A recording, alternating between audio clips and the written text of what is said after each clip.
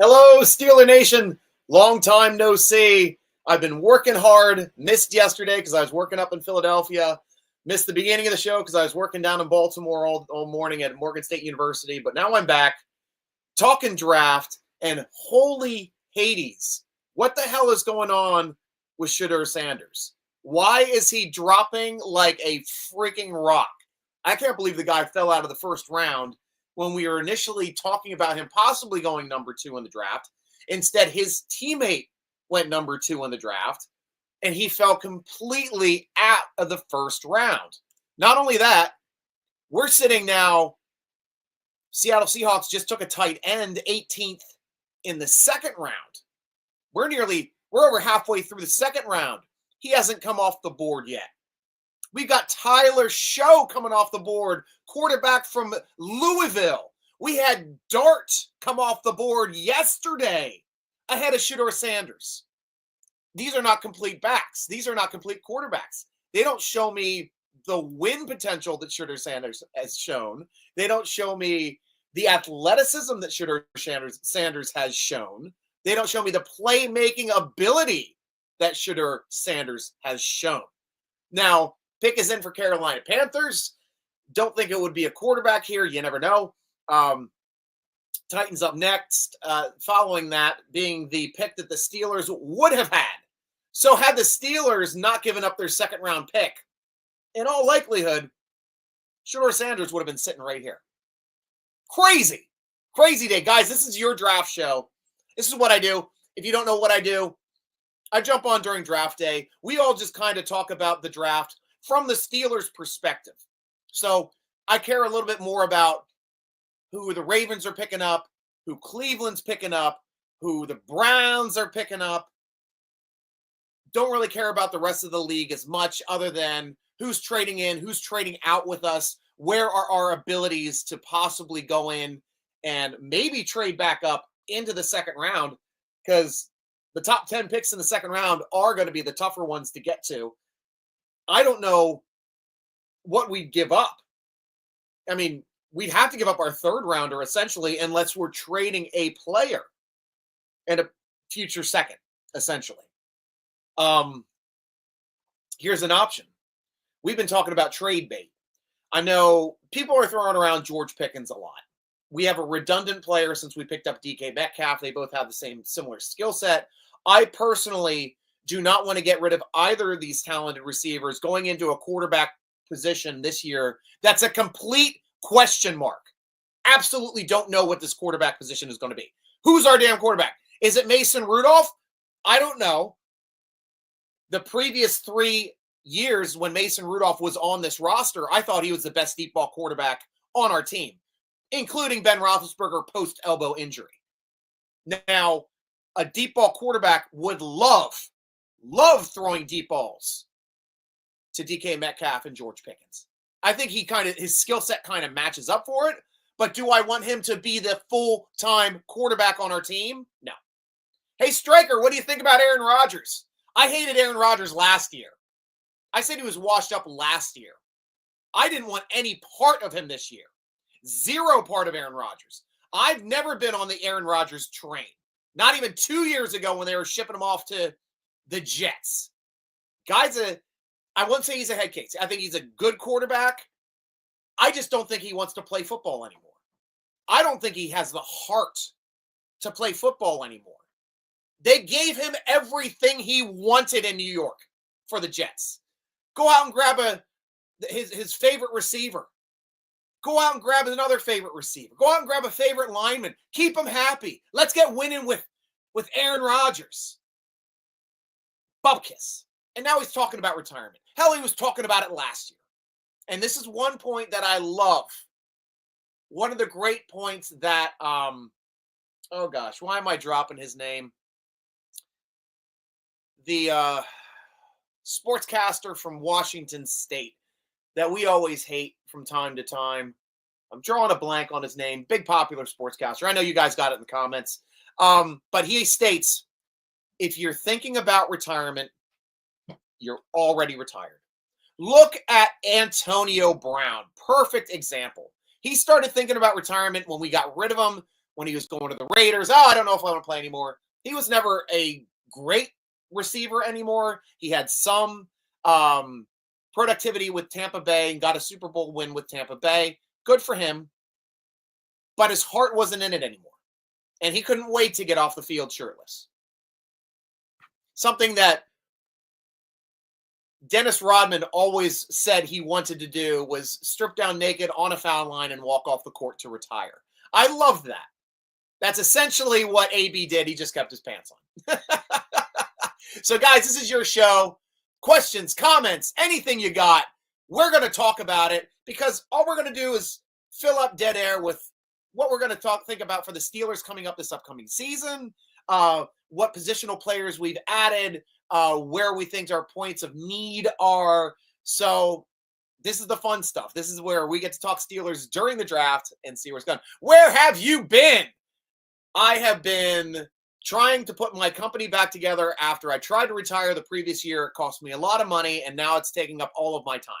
So been working on getting my company back up off the ground so it is viable again, and now we're starting to make money again.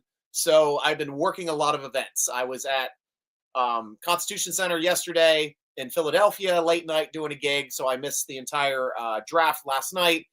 Today I've been working since 6 o'clock in the morning, shooting around, getting equipment, going down and working at Morgan State University for the event was 2 to 6, but I had to get all this equipment ready and got on site around 11 a.m. Been working there till 7 o'clock, drove home, took a shower, got my internet working so I could jump up here and talk to you guys. A little late into the draft, but here we are. In a nutshell. In a nutshell there, Miles, and always great to hear from you. I hope your medic job is going awesome. Kenny Beamer, let's go! Thank you, Beamer. It's not a show until you're yelling at let's go. Miles, we got a dog in Derek Harmon, but we are getting a quarterback in round 3. I cannot disagree with that. Hell, the way this is dropping, I don't see Shedeur Sanders dropping all the way to us in round 3. That would be a freaking miracle. But we did go through the Titans. We did go through the Carolina Panthers. Nick Scorton, the edge from Texas A&M, goes to the Panthers. Oluwafemi Oladejo from the edge from UCLA just went to the Titans. And that would have been the pick that the Steelers would have had. We've had 3 tight ends come off the board, 4 tight ends come off the board before Shedeur Sanders. We've had 2 safeties come off the board before Shedeur Sanders. We've had 3 quarterbacks come off the board before Shedeur Sanders. What is going on with this guy? Is there something in his makeup that's causing him to drop? Like, everybody's passing on him. This is weird. This is perfect weird. A first-round talent that dropped out of the draft weird. And I remember that draft. I remember when Burfict came into that draft thinking, hey, this is a guy I wouldn't mind having on my team. And then 7th round, I'm like, why are the Steelers picking up this guy? He's still on the board. Went on the off the draft, went undrafted to Cincinnati. Rest is history. And he's a head case. Don't get me wrong. Guy's a playmaker. Absolute playmaker. And I would have rather had him on our team than not on our team. So we might have made a Super Bowl without him de-braining Antonio Brown, without him landing and ripping an ACL out of Le'Veon Bell, without him spinning around and kneeing our quarterback in the side of the head after he's down prone on the ground. Would have rather had him being a bastard with us than against us. Not going to lie. Travel Buddy, I would love to get Milroe in the 3rd round, even over Sanders. Cool. Didn't Milroe go? I thought Milroe went in this round. Let me see. Slow went. Tyler Show from Louisville went. That was the quarterback that went this round. So, yeah, he's still on the board. You're 100% right. So, not a bad thing. I personally like the playmaking ability of Shedeur Sanders. I would have been fine taking Shedeur Sanders in the 1st round, but I love the Harmon pick too. You're right, Miles. I mean, that is an absolute load. Absolute load. Andre! Hey there, Stryker. Let's go, Steelers. Let's go, Andre. Great having you on the show. Let me know what you guys are thinking, because I'm always here to talk about what our thoughts are. Derps! Yo! Good to hear from you, Derps. Always good to hear from you. And I'll pop this banner up here quick for the draft talk. If you want to talk, I need the name, I need the school, I need the position. I'm not as brained into a lot of these players that watch a lot of college, and a lot of you guys watch a lot of college football. Not going to lie, I'm a Penn State fan. Don't watch a whole lot of college football. A lot of hate for Penn State, but I watched a bit more last year since they were relevant. I watched some Colorado games because my dad loved Shedeur Sanders. He's like, you've got to watch Shedeur Sanders. Actually, he said, you got to watch Shedeur Sanders. That's my dad. He's electrifying. He's fun to watch. He's making plays all over the field. You got to watch Shedeur Sanders. And I watched some games. I'm like, wow, this is a fun guy to watch. And I'd be excited to see him on the team. Maybe, I don't know if people are upset about his size. I mean, he's barely over 6 feet, I guess. Maybe pushing 6'1". That's kind of short for a quarterback. I mean, outside of Drew Brees, outside of Flutie, who was like 5'8", he was like under 5'10". Short quarterbacks normally do not do well in the league. But Shedeur Sanders showed he could do well in college football under duress with no offensive line. Got sacked 40 times last year, 4-0, and was still productive and was still winning games. That's the type of guy I want on my team where the line is still in flux.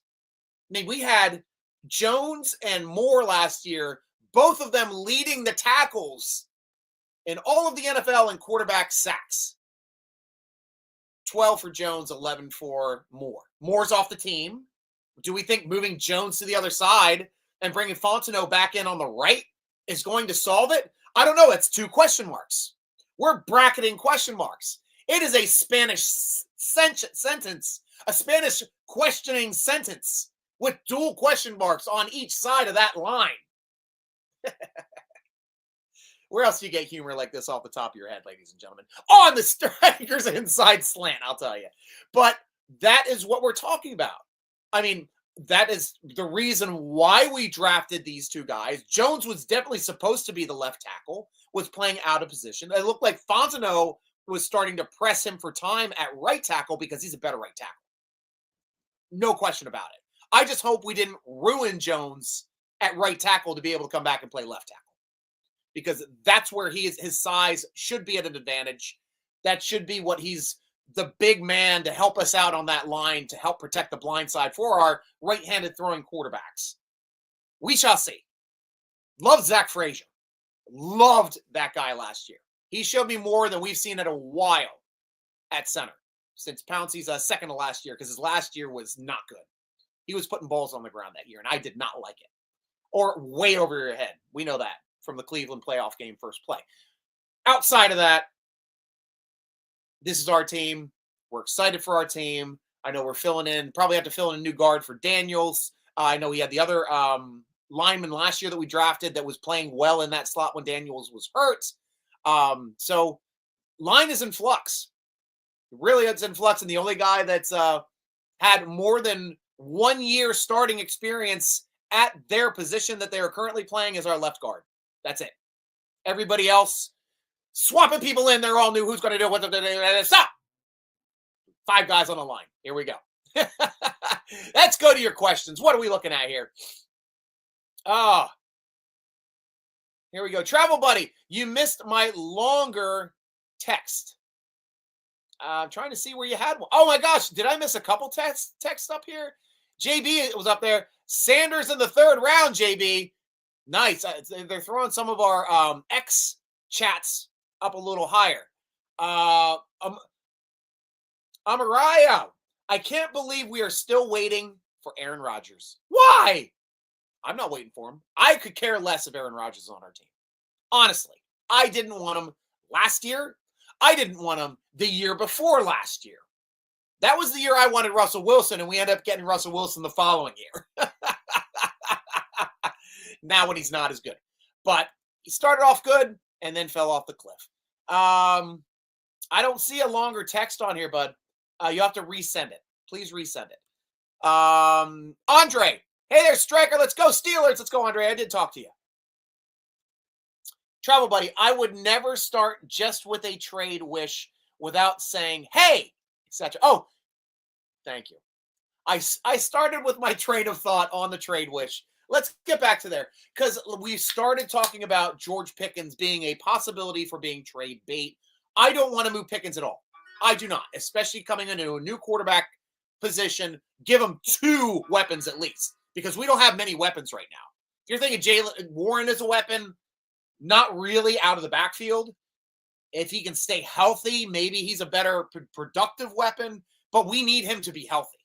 And that's something we have not had out of Jaylen Warren. That's one thing. By gosh, a lot of you guys that had hate for Najee Harris, you could set your clock to him starting his games on Sundays. That guy was a load. That guy played banged up. That guy was a hard worker. Got 1,000 yards all 4 seasons he played for us. And I said we should have 5th-year optioned him. Honestly, we should have. That was a dumb move that we didn't because now we're like, who's our running back? Who knows? Who knows? I know we got that third round back from the Eagles. Good player. Made some good plays in the playoffs. I like his ability out of the backfield to catch some passes. A little bit better than Warren, of course, doing that. Patterson has to go if he's not gone already. I didn't even know if he's on the team or not. I got to check the roster. But here is the guy that Stryker will move. This is a name you guys don't hear. Maybe some of you guys from earlier shows. I have mentioned this name before in previous years. And it only comes down to depth. It comes down to how many people were playing on defense and depth. I know the sexy one people were throwing out was TJ Watt. No way do you move your franchise. No way do you move a top 5 player in the NFL that you have set your team to. No way do you move a guy that wins you games just by himself. That gets better as the game goes on. That if the game is close at the end, you can bank on that guy making a play. That's TJ Watt. You do not move TJ Watt. Unless you want to move around on the line, which I'd like to see more motion changing for TJ Watt on the line. The guy I move is on the other side. It's Highsmith. I love Highsmith's character. I love Highsmith as a teammate. I love him as a player. My only problem with Highsmith is his contract is high, and we're paying 2 guys, 2 edges on our team, insane amounts of money. Especially when we have a guy right behind him who is a Badger that's not going to get on the field unless something happens to Highsmith, and that's Herbig. I think Herbig is ready to be a starter in this league. He's already a playmaker, and he will be a double-digit sack edge if he's a starter for the Steelers. And it's really the only way to get him into being a starter because TJ's contract, now he's going to get a new one, Highsmith's contract overlap his rookie contract. So the only way you're going to make Herbig a starter is by moving Highsmith or Watt or injuries. That's it. That's the only way he's getting on the field as a starter. I want to see him as a starter. It clears a big amount of salary. It gives us a rookie contract now starting opposite of TJ Watt, 2 Badgers, the Badger brothers, along with the 3rd Badger at nose tackle, Benton. And we've got a bunch of Badgers out there being bastards for our defense, and that's what I want to see. Us badgering the other team's offense with our Badgers. Badger, Badger, Badger, Badger, Badger. So that's what I was trying to get at, Travel Buddy. Thank you for reminding me. For my train of thought, choo-choo, pulling back into station. Andre Green, how about the Steelers taking the running back from Iowa with their next pick? I'm all for playmakers, Andre. All for it. All for it. Running back, wide receiver. Hell, if Shedeur Sanders drops to us in the 3rd round, that's a no-brainer. Unless something weird is going on here. Let's go back here to the draft a little bit. We saw Benjamin Morrison, the corner, go to the Bucks. Anthony Benton, the offensive tackle, went to the Packers. Trey Harris, wide receiver, goes to the Chargers. The Bears are now picking. Broncos on the clock. I still don't see the Steelers jumping back in here to the 2nd round yet, but you got to start thinking about it. Raiders, at 26 might be the next target to take Shedeur Sanders. I could see that. I could really see that. Bears, not so much. Chiefs, Eagles, nope. Commanders, nope. Lions, probably not. Ravens, definitely not. Raiders, maybe. Maybe. Something weird. If the Raiders do not take Shedeur Sanders, it means he's falling out of the second round, unless somebody jumps into the second round again. Pick is in for the Chargers. Chargers pick up wide receiver Trey Harris. Oh, sorry. We did say that one. Pick is in for the Bears. We're still waiting on the pick over here. I'm on the NFL. I know you guys probably have already seen it. I'm going a little slower here, but you guys are having fun watching me, I hope. Travel Buddy. The reason I prefer Milroe over Sanders is the mentality, and you can teach someone to throw, etc., but you can't teach the running ability. Milroe has. Just look at Lamar. And that's true.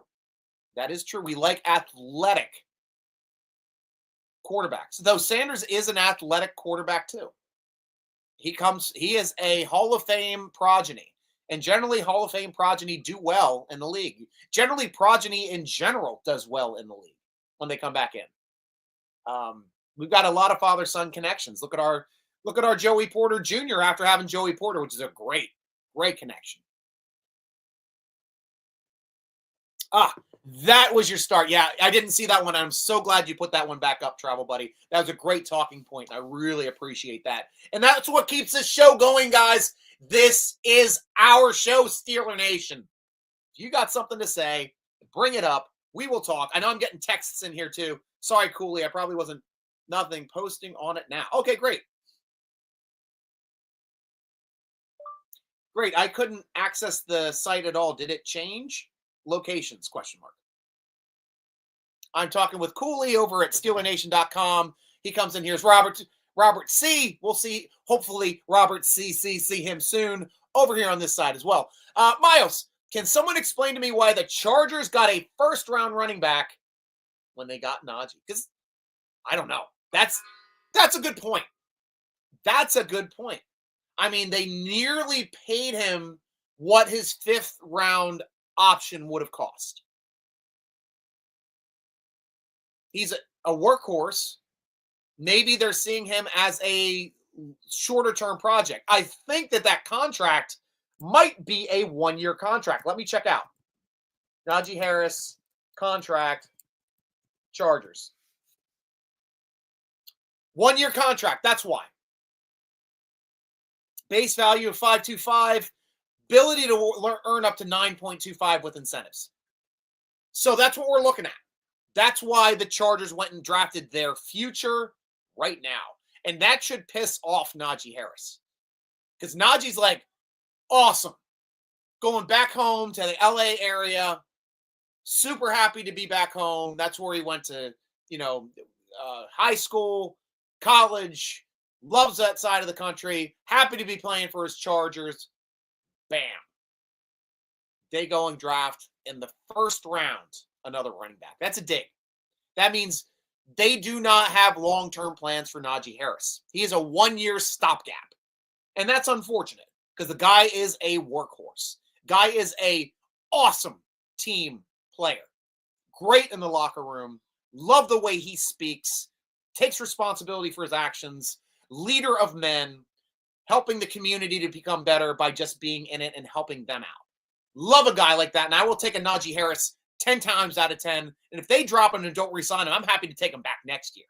I really am. Love the makeup of that guy. And all he does is keep getting 1,000-yard season. There's Cooley. Speak of the devil.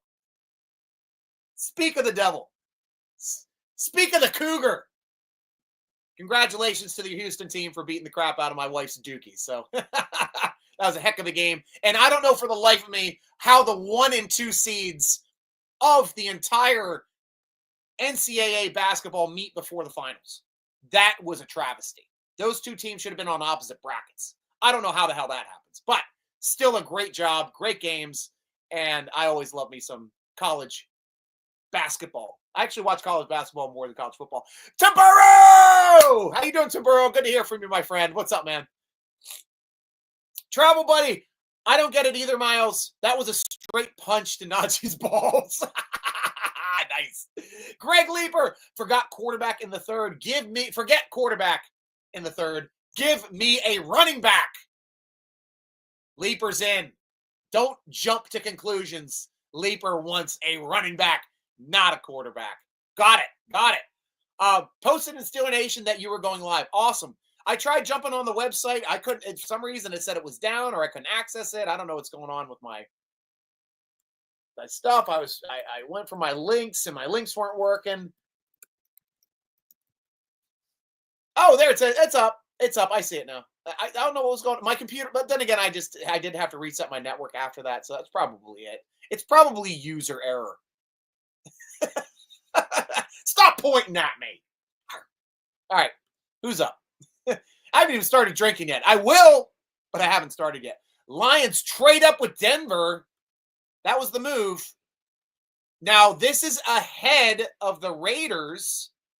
Would this be quarterback? Because honestly, this is the area that I think quarterback would go. And if the Lions wanted to get a quarterback, could be right around here. Ozzie Trapilo, offensive tackle from Boston College, went to the Bears. Detroit Lion pick is in. Waiting for that pick. That would be an interesting move. Zay, not true. Hey, Zay, how you doing? Bears take Trapilo. Thank you, Cooley. Thank you for catching me. I knew you got it before I saw it. Realist, not pessimist. When State, never in my adult life I have been anywhere as uninterested in Steelers draft. They have not been championship contenders all this decade and all last decade. Well, they were contenders in 2017. That was the last time they were contenders. They had a great team that year. And they made was that the year that they lost in the AFC Championship game? It's around there. I know that. So I wouldn't say 2 decades. We have been contenders, but it's been a long time. John, great connect. Great show. Thank you, John. Welcome. I am a high energy guy, but I keep moving and I keep going because of you guys. And really, I feed off of you guys too. Steeler Nation, you are my fuel. Aside from my beer and my whiskeys. Got a basil hiding here I'm going to crack here soon. This is the dark rye. I don't know if anybody's tried the dark rye. I also tried the toasted. The toasted was pretty good. The dark rye is amazing. This is one of my favorite bourbons now. I got one as a gift for my 50th birthday this year and bought myself a bottle after I downed that one. It is amazing. Smooth, delicious, complex, balanced rye. Freaking awesome. And then I got a cool Rockin' Rye. I love this bottle. Shape of a guitar with a guitar pick hanging on it as well. This is from 6th Street Brewing, not far from where Cooley hangs out. Over closer to, I think it's in McDade, Texas. I was just out there this spring at Sherwood Forest. Went to their distillery, had to get a bottle because these are awesome. This is like Christmas in a bottle. The Rockin' Rye. Delicious, fun to drink. It's a sipper. So I got some options over here. Once I start drinking, oh crap, I just spilled my bubbly all over the place. It's cherry bubbly. I'm still working on that guy right now. But it's water, so I'm not worried about it spilling all over the place, and the cat doesn't seem to mind either. So we will move on. Facts, bro. Thanks, Caleb. Welcome to the show, Caleb. Love my X people. Thank you, X, for jumping in. We're only active right now on X and YouTube because I haven't been on here so long. I didn't know our Facebook was down. I would have had that up and going. Hopefully we can get that up and going for tomorrow's show. I'm probably going to jump on tomorrow if you guys want to talk tomorrow. Going to be a little bit busier as a Steeler fan, seeing stuff coming in and out. All right, now I got it. This was more water than I thought spilled on the table. All right, I'll just put this onto the carpet. There we go. It will dry eventually. But now it smells like cherries. Awesome. Travel Buddy. It was still not my start. Okay, let's do this. Whey gluten. I bet finally a Stryker stream WB. And I hope you are fine. And let's hope we get a decent pick in the 3rd round. Why I can't see a worthy trade up. I still think Shedeur Sanders is a worthy trade up. I disagree a lot with a lot of what you guys are saying, just because I've seen Shedeur Sanders play. I've seen us play with a bad line, and it's still better than what he played with in college. Still better than what he played with in college. And he's accurate. He's decisive. I like his deep ball. I like his ability to make plays under duress and quickly, and he can take a hit. Guy is durable. Took 40 sacks last year. That's way more than anybody in college should ever take. And still was a winner. Travel buddy, let's hope this time it worked. Yes, it did. Miles, I feel bad. I love Najee. Oh, I do too, man. Naj was the best. Oh, wow. It does keep scrolling. Okay, we got more stuff in here. Awesome. In late 60s, early 70s, I didn't know about as many college players, so that was the last time this uninterested back then. Like now, they've stuck with coaches who didn't win playoff games. Well, they have in the past. It's just been a long time since we've done it. Caleb Everhart. I remember that name. How you doing, Caleb? Want me to come join for a minute, brother? I can't allow joins on here, but if you want me to send you the link, because Caleb, I believe you're one of our friends from Steeler Nation, one of the writers. So let me shoot you an email with the link, and if you want to jump on, heck yeah, we'll pick your brain. I'll get you a invite link. Copy my link.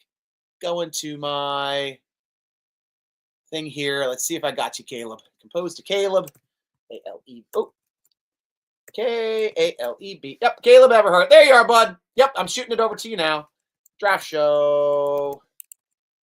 So now we actually have an actual draft Nick that's going to come on the show that knows about players. I'm a host. I'm an entertainer. I have fun with this stuff. Did that send? Yes, it sent. All right, Caleb, it's on your way. If you want to join, jump on in. I'll see you in the studio when you pop up, and I'll add you to the show. I'd be happy to have you on here, man. I'll just have to grab my headphones so it doesn't get blowback on this thing. Caleb, send me the link. Yep, you got it. You got it, buddy. Timburo, while I love a disruptive D player, especially D lineman only, head coach and GM, and owner who goes in the draft without having a starting quarterback in place are junior varsity, below the line, and do not meet the standard. Yeah, I wouldn't consider Rudolph a starting quarterback. He's started games. I do like him as a deep ball threat. I think he can do well in this set. We'll have to see. Robert, don't want any part of Sanders, even if he slides to the 3rd, 4th, or 5th. Tell me why. I want to hear. Lions take Ratledge, offensive guard. Wow. Missed the smoked rye. Show that again. Is that for the Basil Hayden? Yeah. This is the dark rye, not the smoked rye. I did do the toasted because I know that was like a smoky, toasted-y type thing too. Got to try the toasted. I do like what they're doing. I didn't like the toasted, but I got to try the smoked rye. I love ryes. Absolutely love ryes. And I'll get you right in here in a second, Caleb. I see you're there. Art 2 has never needed to be replaced by a different Rooney, and there's no reason that a Rooney has to be an offspring of Art. There are plenty of other Rooney offspring. Bring in Mara Rooney. Let's have her act like a president, because Art the second ain't. Robert, one in particular, who would be more effective owner in bringing back to the team that wins playoff games regularly. Raiders take Jay Beck, wide receiver. Thank you, guys. Yeah, you guys throw it up here. I don't even have to jump back. Thank you, Cooley.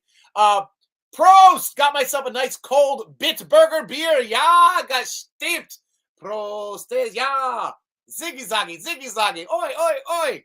Ziggy zaggy. Oi, oi, oi. Ziggy zaggy. Oi, oi. Drink. And then that, we will add Caleb to the screen. Caleb, my friend, how have you been? Good, brother. How you been? Oh, I've been fantastic. I've been busy.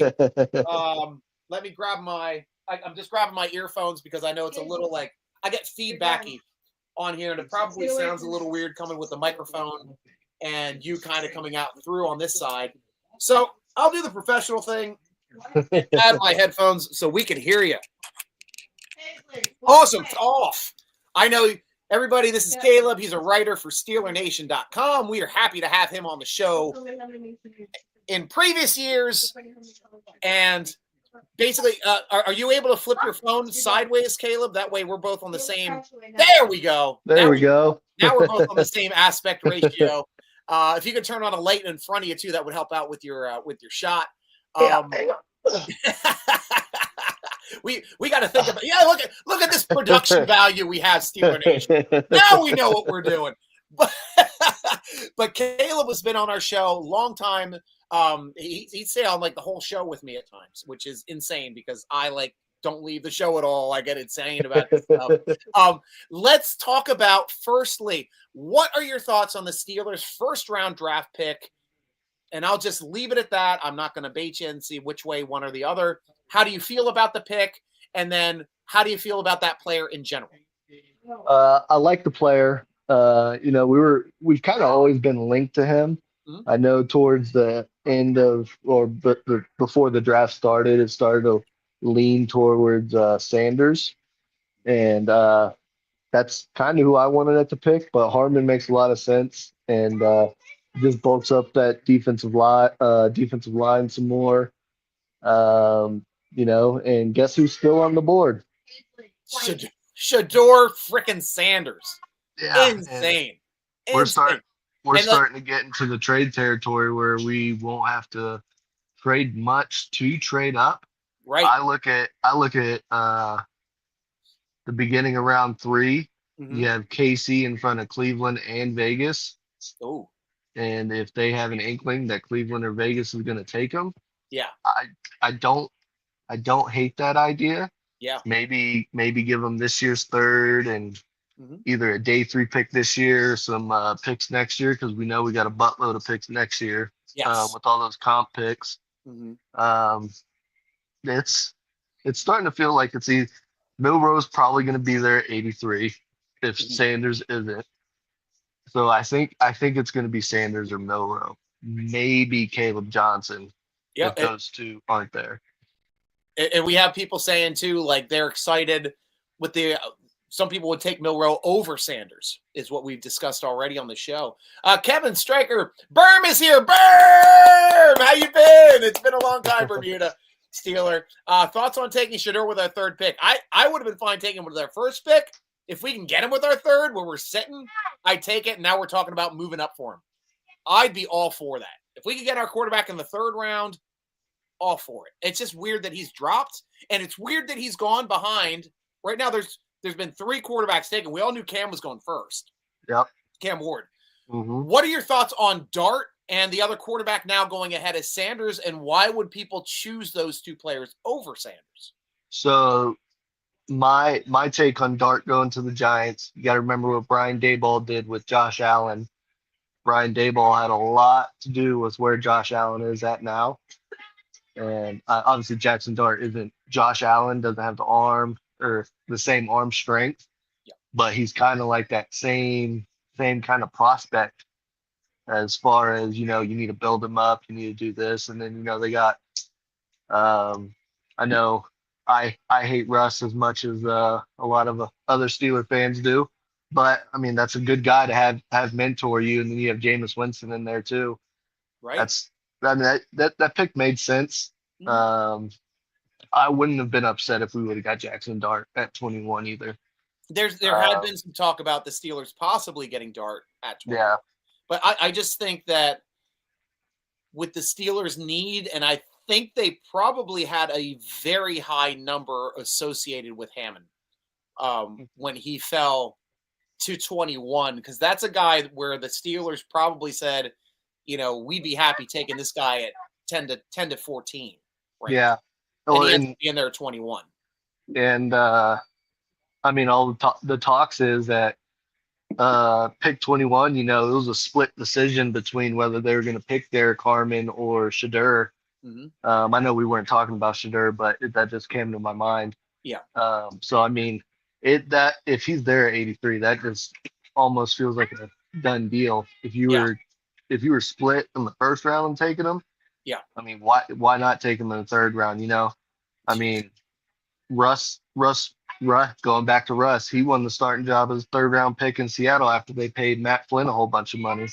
Right. Granted, I think I do think we're probably going to get Aaron Rodgers. Mhm. So that wouldn't be bad for Shadur either. But I do think no matter what round Shadur goes in, and I don't know why he keeps falling. Yeah, Um, this is weird. I Do you have any idea why he would fall? Is there something in his makeup? Is there something in his like? Does he have an off-field issue? I I think he'd be pretty like locked up with his dad being Deon. His dad knows the process. His dad went top 10, even though he was a guy that rocked the boat too as a college player. yeah You know, much like a Muhammad Ali, knows he's a great player, is a great player, and he was a great player in multiple sports.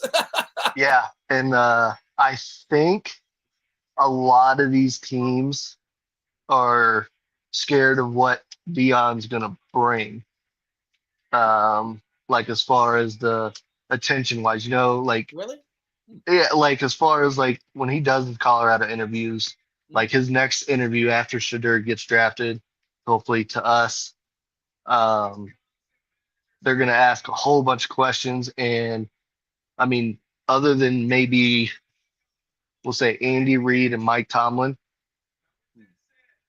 every job in the NFL could probably be given up for. And I know hold on, yeah, um, um, It's all right. We all have family. That's beautiful to hear. Beautiful to hear. Don't let him sidetrack you. I think a Daddy's lot. working. I think Daddy's a lot. cooking. I think a lot of these coaches are intimidated at the fact that if they draft his son, that Dion could come for their job. Oh, okay. And I think I read a report somewhere where Dion has openly said he was like, "There's like one coach I would never question in any of his decisions, and it'd be Mike Tomlin." Wow. That's a big compliment. Yeah, Big and oh, the Broncos just took one of our running back prospects, RJ Harvey. oh. So Harvey's off the board now. UCF running back. Commanders are picking now. I mean, I'm looking at these next teams: Commanders, Bears, Chiefs, Eagles. None of these guys need a quarterback. So we're in all likelihood looking at Shadur Sanders falling out of the second round. Yeah, I mean, was he at draft day, or I think he was talking about not showing up to draft day yeah. for day one. Shadur's didn't go. He stayed. I think because I don't know if he ever got. I know Milrow got invited, which was kind of crazy. Yeah. I don't know if he's there currently right now. I doubt it. Okay. But I know Sanders didn't go. I don't know if he got invited. Um, Yep. Trey Amos, it's just cornerback from Mississippi, just went to the Commanders. okay. That's a good. That was another Yeah. potential Steelers guy. Hmm. I think our next pick's going to be quarterback, depending on if it could. I guess Will Howard. That'd be another guy. Yeah. But I think the order that they would prefer, like if all four players on the board, I think it would go Sanders one, Milrow two, maybe Caleb Johnson two. Mm. Okay. So then you could flip flop Milrow and Caleb Johnson 2-3. So we'll say 2A, 2B. And then Nice. I think Will Howard would be the fourth option. Do you want to say hi, Paisley? Okay. Have him jump Say on. hi.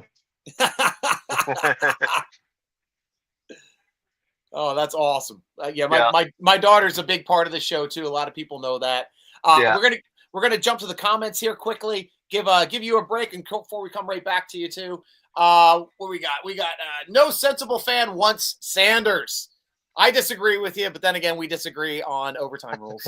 Robert, Dan's grandson, who apparently is his spitting image with same super humble attitude, went to college and possibly some grad work, all in sports management. Awesome. Hopefully he's the next heir apparent. And I think he's been part of the Steelers in Ireland camps. Awesome.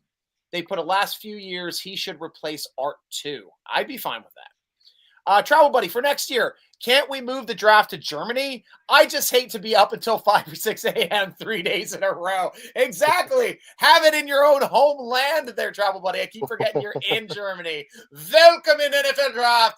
We have the, how you say, American football. I don't know why. I bet you that happens at some point. I turned into a French Canadian other than the German.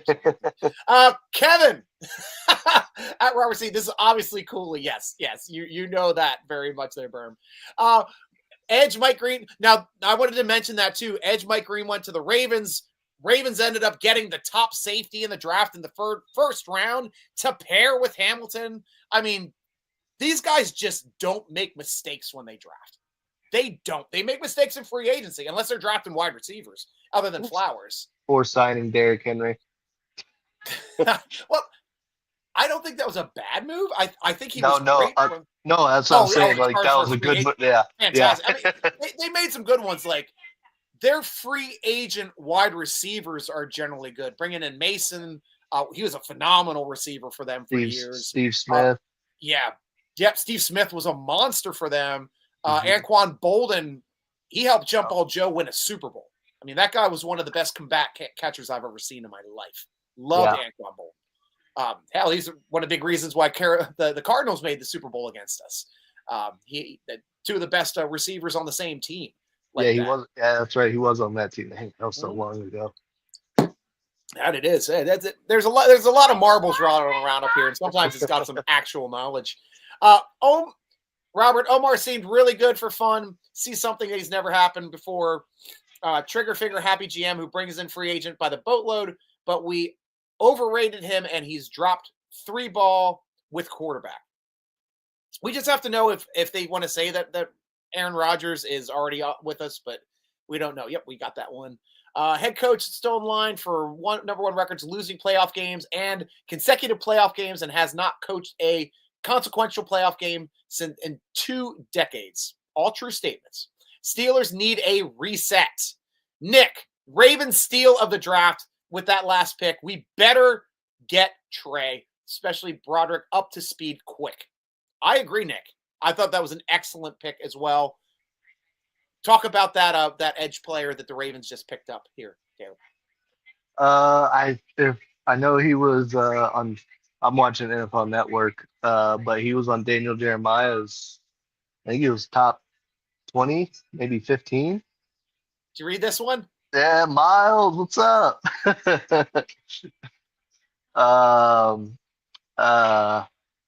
Yeah, I don't honestly, I don't know too much about him, and it's mainly because he went to Marshall. I do think he led Division I in sacks, though. So you can make an argument that's similar to our Peyton Wilson pick last year in round 3. Peyton Wilson was considered the best middle linebacker in that draft last year, and he just kept sliding because of the knee injuries. I don't know why Green kept sliding, but yeah, the Ravens are, similar to us. I mean, we haven't had the greatest of draft histories as of late as far as our first round picks go, and picking up 5th-year options. But truth, the Ravens and Steelers always seem to draft very, very well. Ravens also, oddly enough, are a team that are not picking up their 5th-year options too. If you watch what they're doing, that's how we got Queen. Yeah. So it's been interesting to see something that that's happening to both of our teams, yet the Ravens are doing much better as far as for being able to get deeper in the playoffs. Our only problem is, guys, you got to find a way to beat Mahomes. You got to find a way to beat Allen. And those are the dogs of the AFC now. Those are 2 excellent quarterbacks. And Joe Burrow's no slouch at Cincy either. You get that guy in a situation, he knows how to win playoff games too. And Jackson's a great one too. But this is a situation where, like, the Raiders were the team of the 70s and would have been the team of the 70s if they didn't keep losing to the Steelers in the playoffs. Steelers just kept knocking them off. I remember those days. So go ahead and finish your thought. What was I going to say? Oh, well, you come up with that, and I'll talk about Henry. Asking what we need to move up to switch. We were talking about, obviously, we got to give up our 3rd rounder to move up there. Probably have to give up a 6th or 7th also, and maybe a future 4th rounder, 3rd rounder, depending on what it's going to take. to get it to move up to that spot, because you're only talking about 21 spots and it's the third round. So it's not as much draft capital normally to move up as you're getting to the back end of day 2, now that the 5-minute slots. Yeah. Yeah. I think that would be worth it for Shador, because I mean I do think he has the talent to start day one. If Rodgers isn't there, I think going into training camp they probably wouldn't do this, but I'd make it an open competition from day one. Yeah. Especially because we do know they had a first round grade on Sanders. We Yeah. do know they were very close to taking him with the 21st pick. Mm. It's What, maybe it was once bitten, twice shy with that Kenny Pickett falling to them at 20 in a couple years ago. Yeah. Maybe like, hey, this guy fell to us. We have this other guy. Obviously, they had Hammond over him. We think Hammond is a higher first round pick and a better player than Sanders, and I cannot argue with that reasoning. He seems like he has a high floor and a very high ceiling, patterns himself after Cam Hayward's game. Yeah. He's going to play with the guy he patterns his game out of, and he can't wait to play with Cam Hayward. So that's interesting. I think Derrick Henry had a lot to do with that first round pick too. Well said. Yeah. Well said. Travel buddy. I can see that as well, Caleb, since Germany is the second biggest market for the NFL worldwide. It's also one of the Steelers' foreign markets. Yep. Steelers have Ireland and Germany. Germany was the only country that was keeping the World League alive. Mm-hmm. That was it. It was like, it got down to like the London Monarchs and 5 German teams. They're like you had Frankfurt Galaxy. The Scottish Claymores ended up moving to Germany. You had something Fire, right? Yes, Rhine Fire. Yeah. Oh yeah. Rhine Fire. Yeah. I only remember that because they had the NFL Europe teams on Madden Yes. way back when. I think Harrison, our old linebacker, yeah, he did. Played for the Rhine Fire, but that was when he was on the Ravens roster, because he had the Ravens logo, because you wore the logo of the team you're affiliated with in the NFL on your shoulder while you're wearing the Rhine Fire helmet. So yeah, excited to see that. I'm excited to go to a game in Ireland too. I'm looking to go to that game this year. Robert C. Watched a lot of big X12 football. Sanders reminds me of Manziel, running around and throwing up balls to mostly wide open receivers. He only went 9-4 in a weak conference, but dude didn't have a lot of time to throw the football. Sanders was behind one of the most dreadful Division I offensive lines ever, and he's still granted Travis Hunter's a freak, but somebody's got to get him the ball. Yep. He won a Heisman. Yep. Mason has backup improved over the years and a top 10 number 2 quarterback, but you full of crap to say he's a legitimate full-time. I didn't say he was a full-time number 1, dude. I think he was the best deep ball quarterback on our roster the 3 last years he was on our roster. And I don't know why he didn't get a chance to start over Trubisky when he outplayed him in the preseason. Like, that's the stuff when they weren't even discussing him. There's like Kenny Pickett or Trubisky. I'm like, Mason Rudolph's outplaying all of them in the preseason. He should get a chance. But Stryker, I'm gonna I'll hit you up. I know you're doing this again tomorrow. Yep. So if I have a little bit of free time tomorrow, I'll come hop on. Awesome. Love it. Spend some time with wifey. Hey, wifey, how you doing? Thank you for letting him on the show. He said thanks. All right. You are welcome anytime. Thank you for letting me know that you're on. I'll shoot you the link tomorrow, and hopefully I'll talk to you then. Yeah, sounds good. Awesome. All right. See you soon, Caleb. All right. Later. Bye. And that's what we do, guys. People in and out. Any other Steeler Nation, or if you want to pop in, give your 2 cents on the draft, that kind of stuff. Love having people on the show. So we just don't have to worry about my wits and humor and lack of knowledge for college football. Oh, Bears take Shedeur Turner for inside interior defensive line for Robert. Thank you, Robert. Booted in the house. Hey, Booted, how you doing? It's been a bit booted. Miles, the Bears are having a really good draft. They and it's a new regime. About time. I think that's other than the, like Detroit flipping that entire division upside down and being the team in that division. We knew Green Bay was going to be decent. Minnesota's been decent for the last couple of years. Don't know. They're a question mark now with quarterback since they decided to change that all up, but we'll see how that works out for them. To Burrow, Robert C. is right about Shedeur, overrated. 2026 is the year to draft quarterback, not this year. Okay, cool. Miles, minus the first round pick, that was a reach. Okay, so you're saying that Hammond is a reach. I disagree personally with that. There's a lot of talk of him going anywhere, from like 12, 13 to the 20s, early 20s. So it's pretty much spot on. If we would have taken Sanders right now, it's looking like that would have been an am reach. I want Shedeur, Milrow, or Howard in the third. Yeah, that's right. There might be a run on quarterbacks here in the third. Robert, damn, hell rolled over, and Tim Burrow agrees with me. Well said. The two Roberts getting together, enjoying each other's company. Only could happen on the Stryker show. That's it. If Tomlin really cared about Steelers, he'd waive no trade clause his BFF Art2 gave him, and with 2 extra number 1 draft picks, the Steelers can trade up for Arch Manning in 2026. Arch that good? Or is it just name recognition at this point? I don't know. He might be. He's going to come out in the draft next year. We'll see. Chiefs get Omar Norman a lot. Run fire. Yes, it is, Travel Buddy.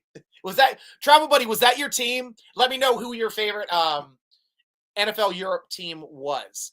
And see if you can remember any of the other ones. I forget where the Claymores played when they came over to, was it Hamburg? Were they the Hamburg Claymores, I think. That's popping in my head for some reason. But if you can remember any of the other locations, love to hear it. Travel Buddy, that's a city next to me. Dusseldorf, Rheinfeil. Yeah. And I do love, too, the pairing that the Steelers just made with the Bundesliga Dortmund team. My Bundesliga team, which is also black and yellow.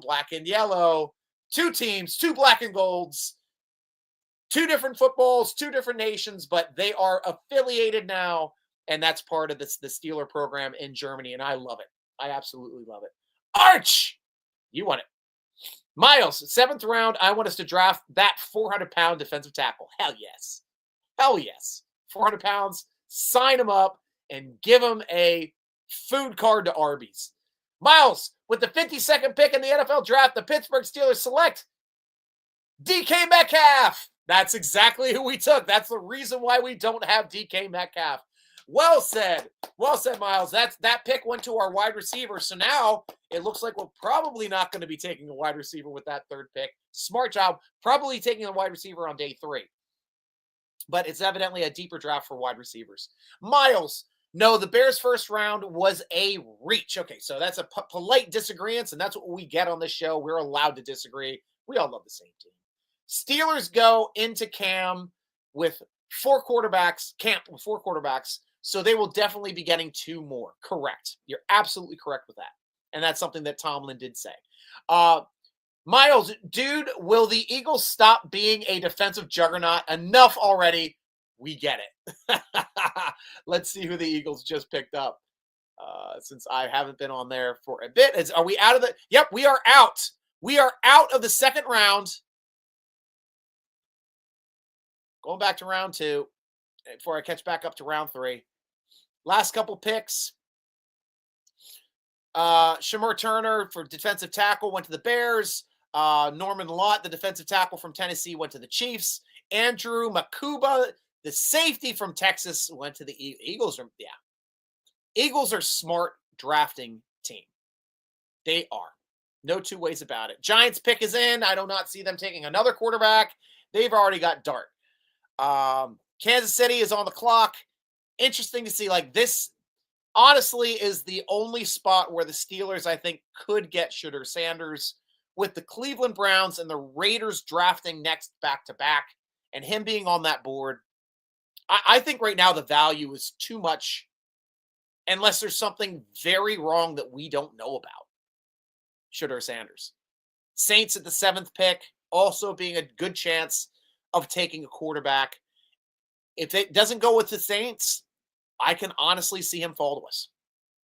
I could see if he doesn't go in the next 7 picks and the Steelers don't trade up, Shedeur Sanders may be there in the 3rd round. That's insane.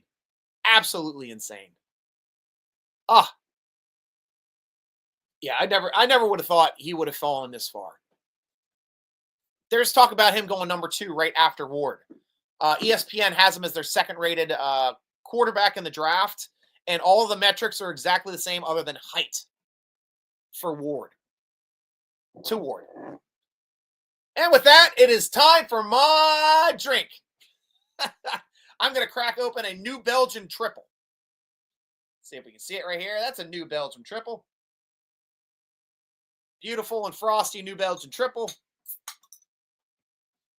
Cheers to you, Steeler Nation, and cheers to the 2nd round. Cheers to DK Metcalf being our 2nd round draft pick. Welcome to Team DK. Also want to welcome, and let's give a hearty cheers to Hammond. If you got a drink, please let me know what you're drinking. To Hammond, welcome to the team. Steeler Nation is very happy to get you, and I know the defensive line loves having you. I was nothing but disappointed with the consistency and overall performance of the 3 years that we had Larry Ogunjobi. Dude was never healthy, never 100%. When he was decent, but he just never was. And now that he's off the team, I'm hoping someone else can step up and be that player on the opposite side of Hayward so that we could have a really nice, like a Tuitt Hayward combo. Remember those days? Those were nice days. Nice days indeed. Robert, no Miles Steelers wait until the 7th and take UH quarterback Donovan Smith. There's my guy. You got to tell me about the Cougars that are coming in this draft that you're excited about, because you're generally right. I was damn wrong about Dell. I hate being wrong about wide receivers, especially tiny midget wide receivers like Dell. But he's proved me wrong. He's being a good, really good player for Houston. Gets banged up a little bit, but not as bad as some of those other smaller wide receivers. Kevin McCautry. Arch Manning has thrown 95 passes and has never been a quarterback 1 for a full year in NCAA football. No way he comes out next year. Well, if he's the number 1 the whole season, maybe. It still has to come out to see what he is. We just don't know what he is yet. But nice counterpoint. I like that, guys. That's what we do on the show. Points and counterpoint. Travel buddy. I have a Dortmund scarf here, but my team is Alemannia Aachen, but also black and yellow. Awesome. But Dortmund is also a nice pick. And yeah, Rhein Fire was my team. Awesome. Yeah, I did love the Galaxy helmets, though, with the purple on those. And the Rhein Fire was a good helmet, too. Was that the dragon on the side of that one blowing the fire? That's what I'm, for some reason, remembering a dragon blowing fire. Or was it Barcelona Dragons? That was Barcelona Dragons. Never mind. The Rhein Fire was probably just the flame. Yeah, that's right. Forget the colors, though. For some reason, I was thinking purple on that team, too. But I don't think they were. Timburo. Robert C. is my namesake, so once we cut out the petty, then we can both simply be shining lights of truth. Robert means the shining one. Cheers to my 2 shining stars, Timburo and C. Travel buddy. Teams were Frankfurt Galaxy, Dusseldorf, Rhein Fire. Thank you. Berlin Thunder. Thank you. That was Berlin's team. Hamburg Sea Devils. And I think that used to be the Claymores, and they became the Sea Devils. And the Cologne Centurions. Man, coming through. Thank you so much. That's 5 teams. NFL Europe was Germany. 5 teams in Germany and like 1 other team. I can't remember if it was Barcelona or if the London Monarchs still had a team in that time, but that was about it. But Germany loves American football. 5 teams. They love American football. Timburo, bright, shining, and famous equals Robert. Famous, not famous. Guess Robert didn't mean a good spell. Yeah, I know what you mean, man. I can see through your bug. Yeah. Robert C. Bad year for UH. The only one that might get drafted is Smith. Some might draw undrafted free agency offers. Cool. Travel Buddy was just the flame. Now that, yep, thank you. Appreciate that. Gary Shemery. I hope we draft running back Skibo from Arizona State. Awesome. Might be there. I mean, we're getting to the, let's see who the drafts. We did not move up to the Chiefs spot. Darius Alexander, defensive tackle, went to the Giants. Ashton Gilote. We're saying it Italian way. Hey, Gilote. I don't know if that's the name or the way to say it. But the edge from Louisville just went to the Chiefs. Pick is in for the Browns. Raiders on the clock. Could this be the time that Shedeur Sanders finally comes off? So I want to talk about the Browns draft. Browns chose to pull out of that first slot, or the second slot in the draft, to give up their spot to the Jacksonville Jaguars so that they could draft what might be one of the most talented players ever to come into the draft, a guy that can be a wide receiver 1 and a cornerback 1 on the same team. I would have taken Travis Hunter in a heartbeat. Absolute heartbeat. The only other time I've seen a player do that was when Troy Brown used to do it with the New England Patriots back in their heyday. But he was like a third slot corner and like a third wide receiver. So he wasn't like a number 1 wide receiver and a number 1 corner. This is Travis Hunter. It's going to be amazing to kind of see how they choose to utilize Travis Hunter, whether or not they're going to try to limit his snaps on one side or the other, or they're just going to say, go play. And we'll use you everywhere. I'd love to see a two-way player in the NFL again. I think that's way more impressive than a guy that plays baseball and NFL and plays between both sports. But we haven't had that in a while either. It's since Deon, essentially. I can't remember another guy that's playing baseball and football at the same time. I remember Bo Jackson was doing that. That guy was a unit. Holy crap, was that guy a unit. I miss me some Bo Jackson. I don't miss him that much, but I just loved watching him play any sport because he was so freaking strong, bigger than anyone on the field, stronger than anyone on the field, faster than anyone on the field. Guy was amazing to watch. Absolutely amazing. If the Bengals didn't blow out his hip, he would have been amazing. He would have set records, multiple. Emmitt Smith would not have the rushing title. Travel Buddy. But most of the teams are back since we have our own European Football League. Awesome. The EFL, European League of Football. Awesome. Oh, that's great. I'm glad that they were able to keep the names so they can just keep it going, because people get excited about supporting their teams. And I hear Germany has a badass tailgate lifestyle. Like, you guys adopted the tailgate lifestyle with the brats and the Furters and the sausages. That's where I want to go and tailgate for a Steeler game. If they ever come to Deutschland for a game, would absolutely go in a heartbeat. Benjamin McCarlian. Oh, Ben, how you been, my friend? I miss our favorite time of the year. Stryker. Anyone but Sanders. Okay, you're an anti-Sanders. That is fine. That is fine. It seems like the entire league is anti-Sanders. I don't know what's going on here. This is just weird. So, with the Cleveland Browns not taking a generational player at number 2, dropping back and getting Mason Graham, who's still a good player, don't get me wrong. Defensive tackle out of Michigan, top defensive tackle in the draft. Still a good player, but not Travis Hunter. I'm glad to not have to go up against Travis Hunter on either side of the ball, to tell you the truth, as a Steeler fan. So for me, that's a win. That's a win. Cincinnati was doing decently, I thought, too. So Browns got Mason Graham. They got a boatload of picks just to move back a couple spots and still got a good player. Shamar Stewart for the edge from Texas A&M went to the Bengals in the first round.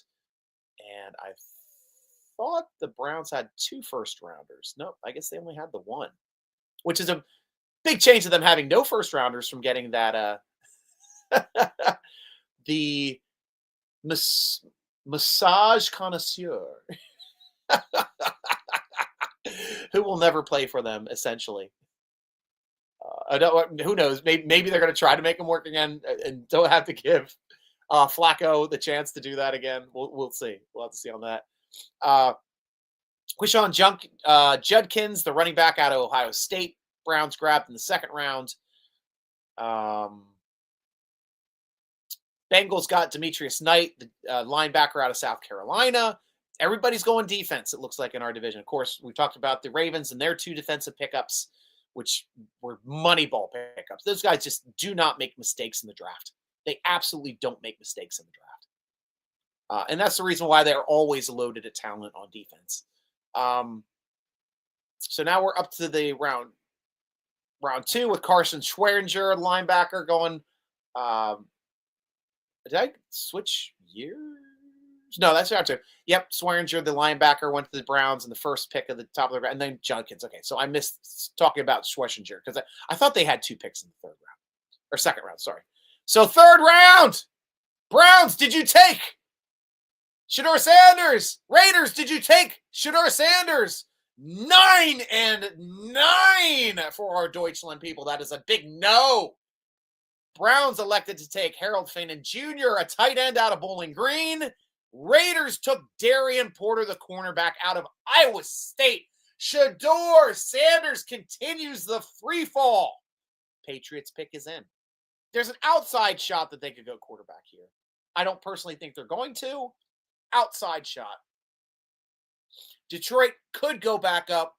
Saints could go with a quarterback. These next 3 picks, if these guys don't take, if none of these guys end up taking Shedeur Sanders, we might be talking about him falling to the Steelers. Legit. Kyle Williams, wide receiver, Washington State, just went to the Pats.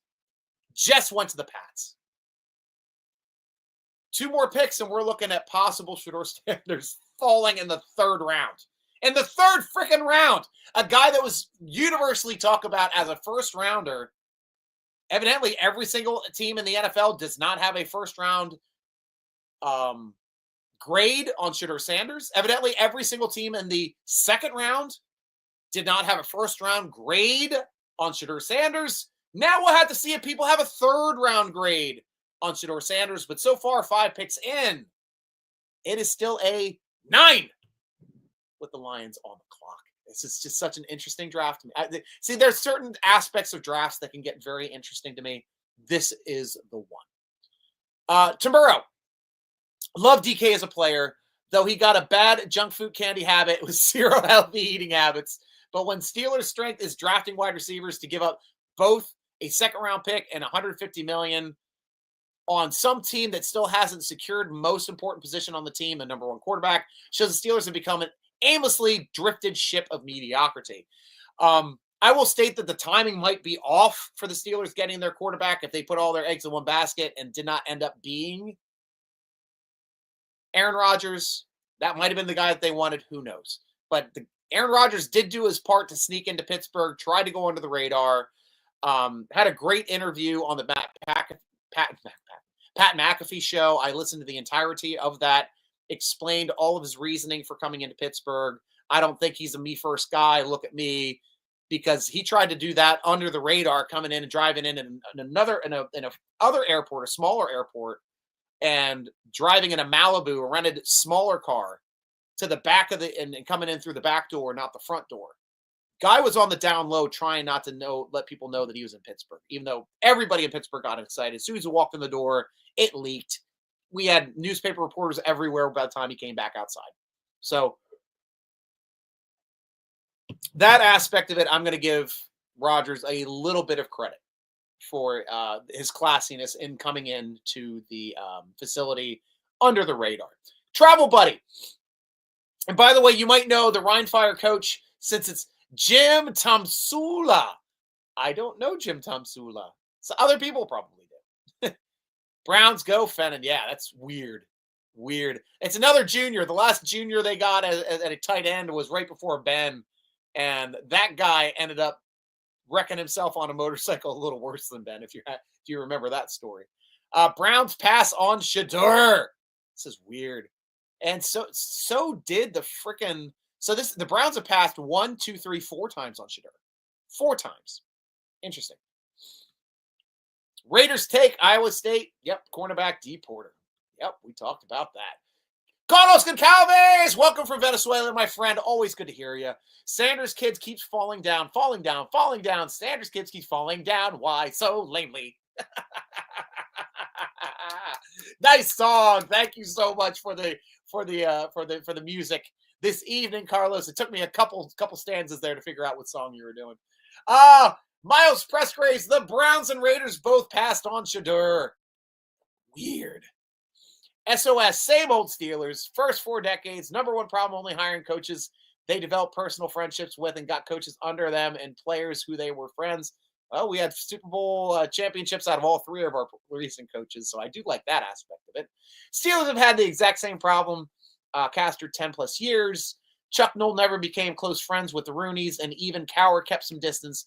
Art 2 and Mike T have each acknowledged they are close personal friends. I don't think that's a problem.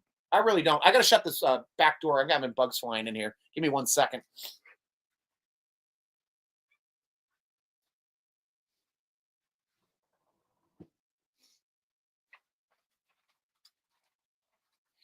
Yeah, I don't have a problem with being friends with your owner, especially like you had the opposite happen in. Oh, why am I? I don't even need my headphones right now. I don't have anybody on.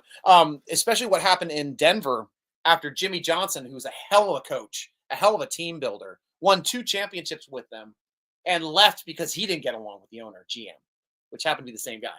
So it can work the other way too, and you can get rid of an excellent court. Like he probably would have gotten a few more championships had he stayed and had their owner, Jerry Jones, been able to work with him and understand their role should be not meddling in what the head coach does. And he's never learned that. We've had great coaches come in there and do nothing. Nothing. For we think we're upset because we haven't won a playoff game in the last like 7 years. sorry, since like 2017. But I think the Cowboys were in bad shape. They might have had 1 win a couple years ago. Now I'm thinking about it, before their previous win was in the Super Bowl against us. And you're talking about they had 20 some years between them having a playoff win. Hopefully the Steelers don't last that long. Robert say, "Dear Lord, I hope the Saints take Sanders." Let's see where we're at. Oh, pick is in. Kyle Williams, wide receiver, Washington State, went to Patriots. We talked about that. Isaac Tesla, wide receiver from Arkansas, goes to the Lions. We'll have to see if Tesla can stay charged for his season. So now Saints are on the clock, guys. This is it. I'm just trying to think of even backup quarterbacks. Who would take for a backup quarterback? Jets could take for a backup quarterback, a youthful guy to come in, maybe with Fields, unless they're. I guess they signed Fields to a 2-year contract though, so maybe they're not looking to take a quarterback this high. And then anybody after that, do not see it. Broncos, no. San Francisco, no. Dallas, no. Pats, maybe 10, 15% chance. Cardinals, no. Houston, no. Colts, no. Bengals, no. Titans, most likely not. And then you have the Steelers at 19 when we are at pick 8. Oh, pick 7, sorry. Still waiting for the Saints. Still trying to see if it's Shedeur's.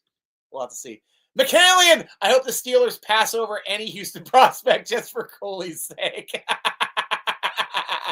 You're getting some love, Cooley.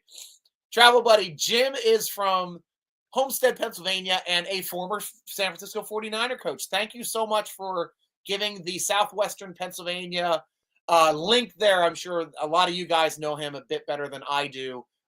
Me being in the other side of the state for the longest time, Philadelphia for 13 years, and now living in Baltimore area, behind enemy lines.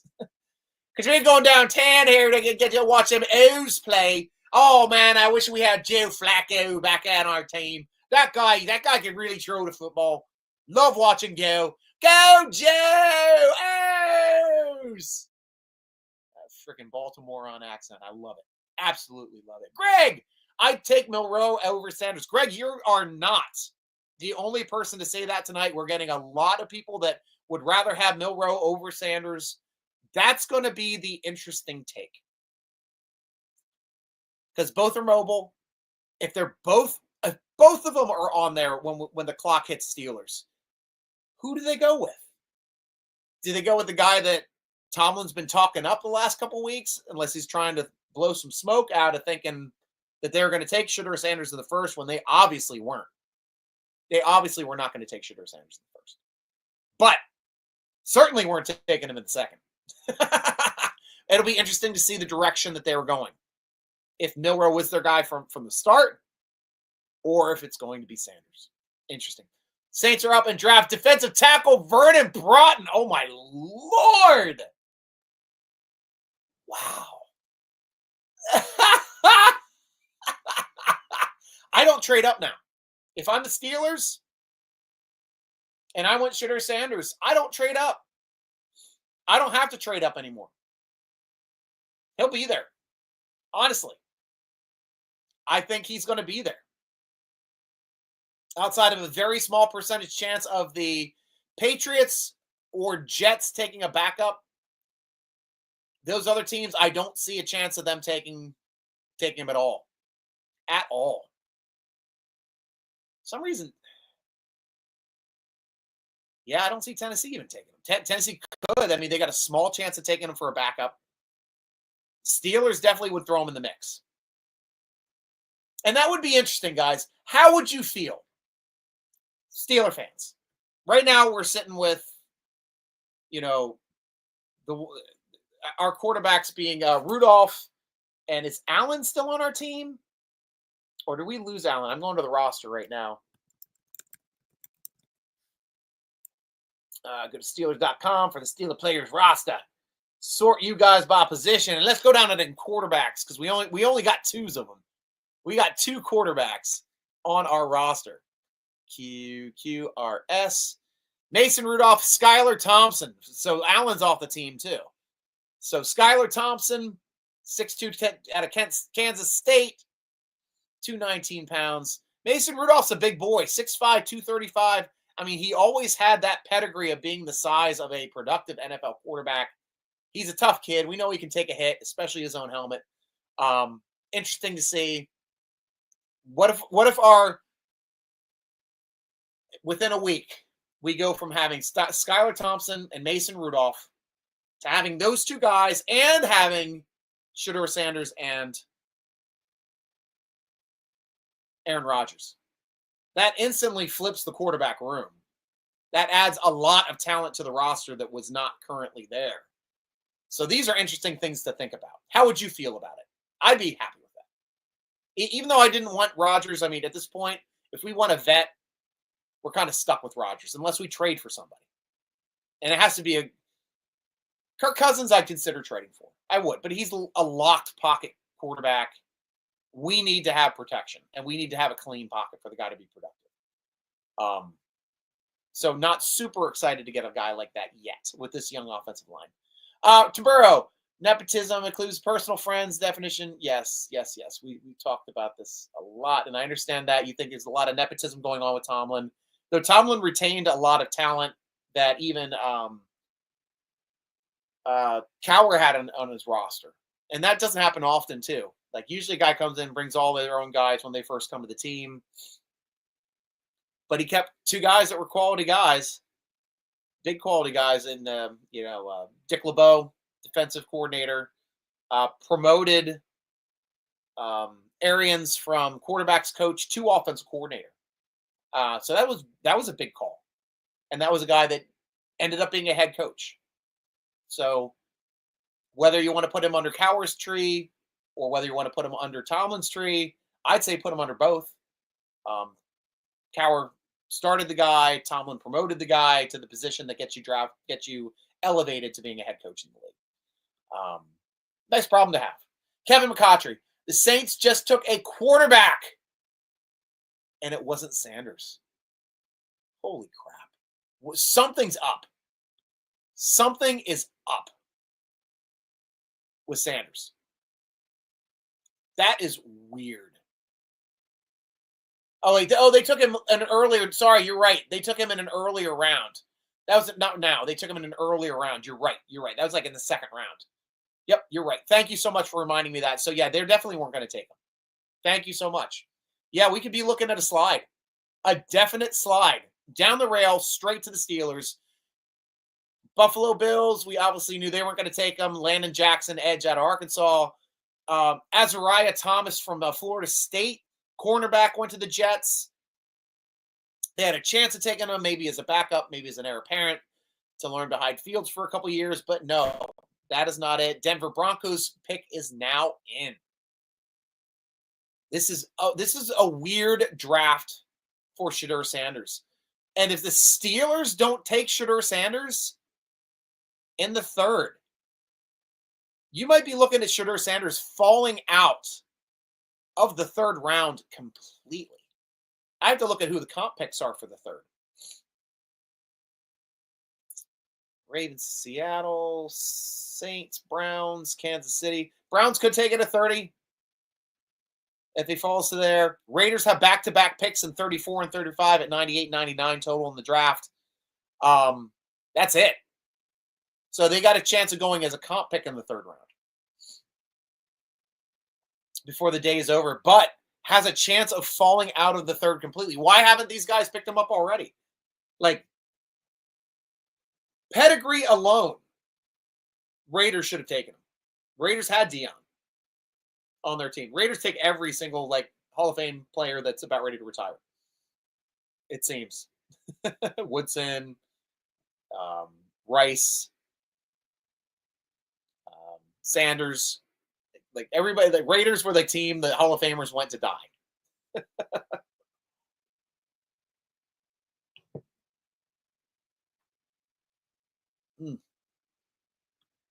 Pardon me, that's just a delicious beer. I love Belgian triples. Absolutely love them. Miles, what time does the draft start tomorrow? I'll look that up now. Usually it's around noon, I thought, on Saturdays. NFL FFL draft time Saturday. No, that's not Saturday. What time is round 4 of the NFL draft? Kicks off on Friday. Oh, it probably has on noon. Yep, I was right. When I was doing shows earlier, noon. So I'll get up tomorrow. Might join the show a little early, but I'd like to be on at noon. I'll get my cooler ready so we can sit and talk and drink and welcome people to the Steelers. Have some entertainment, have some fun, talk the draft. That's how it goes. So noon tomorrow. Worst case, I'll be on here at noon. Best case, 11:30. Robert C., I think the Bills should take Sanders. I think he'd be great learning behind somebody like that. Absolutely. Absolutely. Right now, you got to think about Sanders as not a starter, but as a backup. And if you need a backup quarterback, that's when I'm trying to look at these rosters being like, that guy, they might need a backup. Travel Buddy, you are our spy behind enemy lines. That I am. Rob, Jacques Neighbor here. I like Rebel Jr. at cornerback or Noel wide receiver. Very nice. Is this Z Jacques? if it's the Jakes that I know about, awesome to have you on here, man. And that would be a lot of Ravens talk because the Ravens are doing really well as they always do in the draft. Chow Dad. Hey, Stryker. Strange draft. You're right. This is what makes the draft exciting to me. Strange things like this. And this is one of the strangest. Heck, I remember when Aaron Rodgers fell in the draft all the way down to the Packers. He was supposed to go top 10. And he fell in the 20s, mid-20s. Tamburo, if you're trying to deny that you need to study Steelers' first 4 decades, Tomlin is at least as bad as those pre-Noel Steelers had. 0. Nope. That's a hard wrong. Those teams couldn't even make the playoffs. Those teams couldn't even win. Dead wrong on that one. I will not agree with you on that. Chow, Dad. Allen is gone. Correct. Just say no to Sanders, right? Canada pulled strings, got kid Dino in college. Canada had inside connections with dozens of other examples. Tomlin not hiring Best instead of hiring based on potential with B's personal friend of Mike. That was a bad hire. I'll agree Canada was a bad hire. I'll agree with that. Fichtner was a bad hire. I'll agree with both of them. But our defense is still doing decent. I don't know. It felt like last year that our offensive coordinator, who was also a head coach in this league, looked like Fichtner in Canada by the end of the season. Very conservative offense. Wasn't letting people do freaking audibles. You can't let a veteran call audibles on the live screen. I thought that was a Fichtner problem. I thought that was a Canada problem, not a. Why am I forgetting the guy's name? But not our current guy's problem. I think he'd be smarter than that. Kevin, I don't want Rodgers and that $40 million per year salary, but he could be a teacher or for Shador or even Milrow if we get these gentlemen. Hi, honey. How you doing? Good. Good, bad. Good night, sweetie. I'm on the drop show. Viola's going to bed. She loves the Steelers. Bye. Bye, sweetie. So now we got to see Viola growing up. We got to see Caleb's kid earlier. It's a family show. Aside from all the swearing and drinking, it's a family show. Robert, both Dick and Bruce were hired as Steelers coaches by Bill Cowher. True, but Bruce was not a coordinator. Bruce was a quarterback's coach, which never gets promoted to a head coach directly. Robert Tamburo, Bill Cowher regularly hired coaches with different philosophies than his own. We let them do their thing. Ain't it how Mike B only brings in people who kisses his butt? I don't know what that means, and I disagree since he brings in a lot of head coaches. Guys that were former. Todd Haley was a head coach. Munchak was a head coach. Our current offensive coordinator is a head coach, and you never hear them rock the boat or say anything bad about Tomlin. If they had issues with him, they wouldn't. You could say he's an ass kiss for that, but I think they respect him. I think it's more of a respect thing, and Tomlin's an honest man. Rob, think they know Rodgers isn't going to mentor a young quarterback, so they don't want to take one now? Maybe not. Chris, noontime beverages. Heck yeah. Cheers to you, Chris. Andre Green, Stryker, even though they played different positions, who was the better defensive back for the Steelers, Rod Woodson or Mel Blount? That's a good question. That's a really good question. Now, I have a bias. And I did get to see both players play. Mel Blount, I think, hit slightly harder. Rod Woodson was an Olympic talent. He was one of the fastest people in college, did hurdles, was one of the fastest people in the NFL. The guy was a specimen and exceeded both as a corner and as a safety in this league. Made Pro Bowls at both.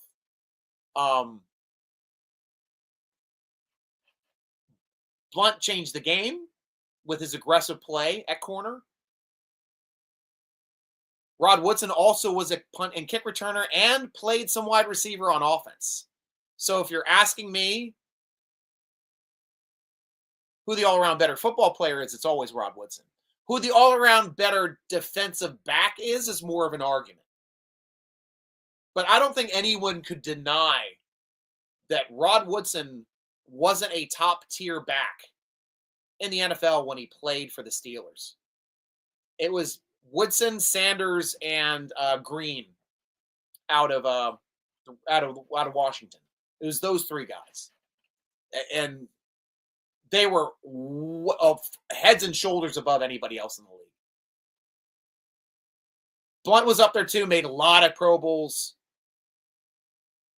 That's an interesting one, and I know Rod Woodson ended up with more interceptions, more touchdowns. I think he has the most return touchdowns still to this day in NFL history. Kick returns, punt returns, fumble returns, and interception returns all totaled. So that aspect of him is unmatched, and why he's a Hall of Famer. And, Blount's a Hall of Famer too. So good question.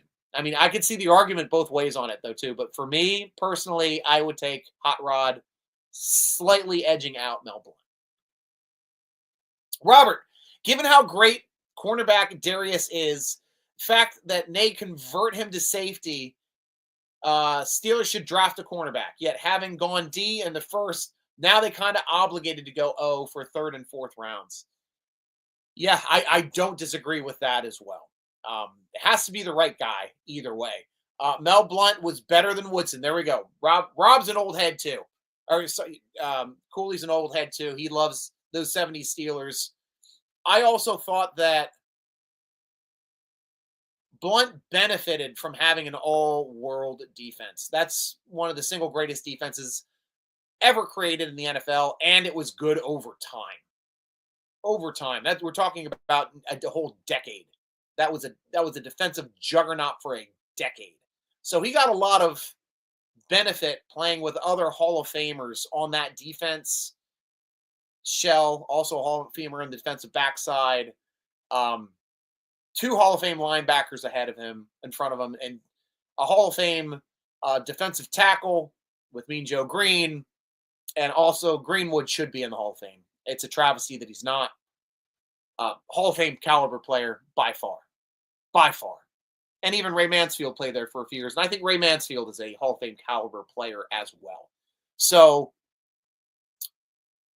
Blount did get the benefit of playing with those players, but I do not take from the fact that he was he would have been a Hall of Famer on any team. I agree with that too. But the way Rod Woodson, he used to be like the only guy for the Steelers on those teams. I mean, don't get me wrong, they still had Lloyd. Lloyd was a big disruptive player up front. Geez, I can't remember if he played with Casey Hampton in his early years or if it was still Joel Steed back then. Kirkland was on that team. Great inside linebacker. Potsy, I think, started playing with him for a bit when we pulled him from the Jets. Hope was on that team. Hope was a great player before he ended up being a all-pro player for the Oilers when he moved, or Tennessee Titans when he went to that team. So yeah, just talent-wise, Mel Blount definitely had the better team. But it's easier for talent to shine with talent than it is for talent to shine making their own way or being. Rod Woodson was the best player on that team, bar none. When he was a Steeler, he was our best player. He was a top 5 NFL player, just like T.J. Watt is for us now. So yeah, that's at least how I'm seeing it. But I can't disagree with you even if you take Blount over Rod Woodson. That's just the way I'm looking at it. Timburo, Stryker, I was talking nepotism when said Tomlin is just as bad. That's your opinion. Timburo, although he's also bad with consecutive years without any playoff win. Yeah, he's starting to join the ranks of the old Cincinnati Bengals coach. Chow Chow Dad, when do you think we'll start upgrading the O-line? Well, I think we've been doing it for the past couple of years. I thought we got Frazier and that other Hassener, the guard last year, deeper in the draft, did a great job with those guys.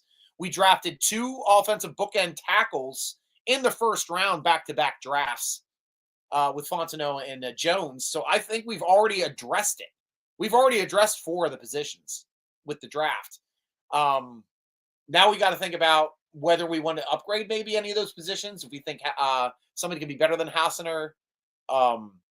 Frazier, I think, is a good center and can be a better center this year too. So especially since we don't have to worry about the rookie walls from those guys this year. Now we're going to have Fontenot and Jones playing at their more natural positions. Fingers crossed. I mean, we've used a lot of draft capital just on offensive line in the past 2 years to get guys in here to start making this offensive line better. So they've got to start producing. Family Affair is a good tune. Yes, it is. Kevin, I've looked at all of your posts and you seem to have the same opinions as our local coach, aka coach. He's not coach. No, it's not. We've already gone over this stuff. It's not. He doesn't live in Florida.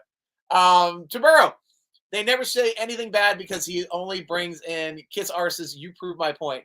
I don't think so. I think NFL head coaches are rare breeds, alpha dogs, and if they had a problem with somebody, they wouldn't be afraid to say it. Kevin, commercial break. 5 picks until the Steelers' first pick in the 3rd. Oh, my Lord. Let's see who's gone down here in the list.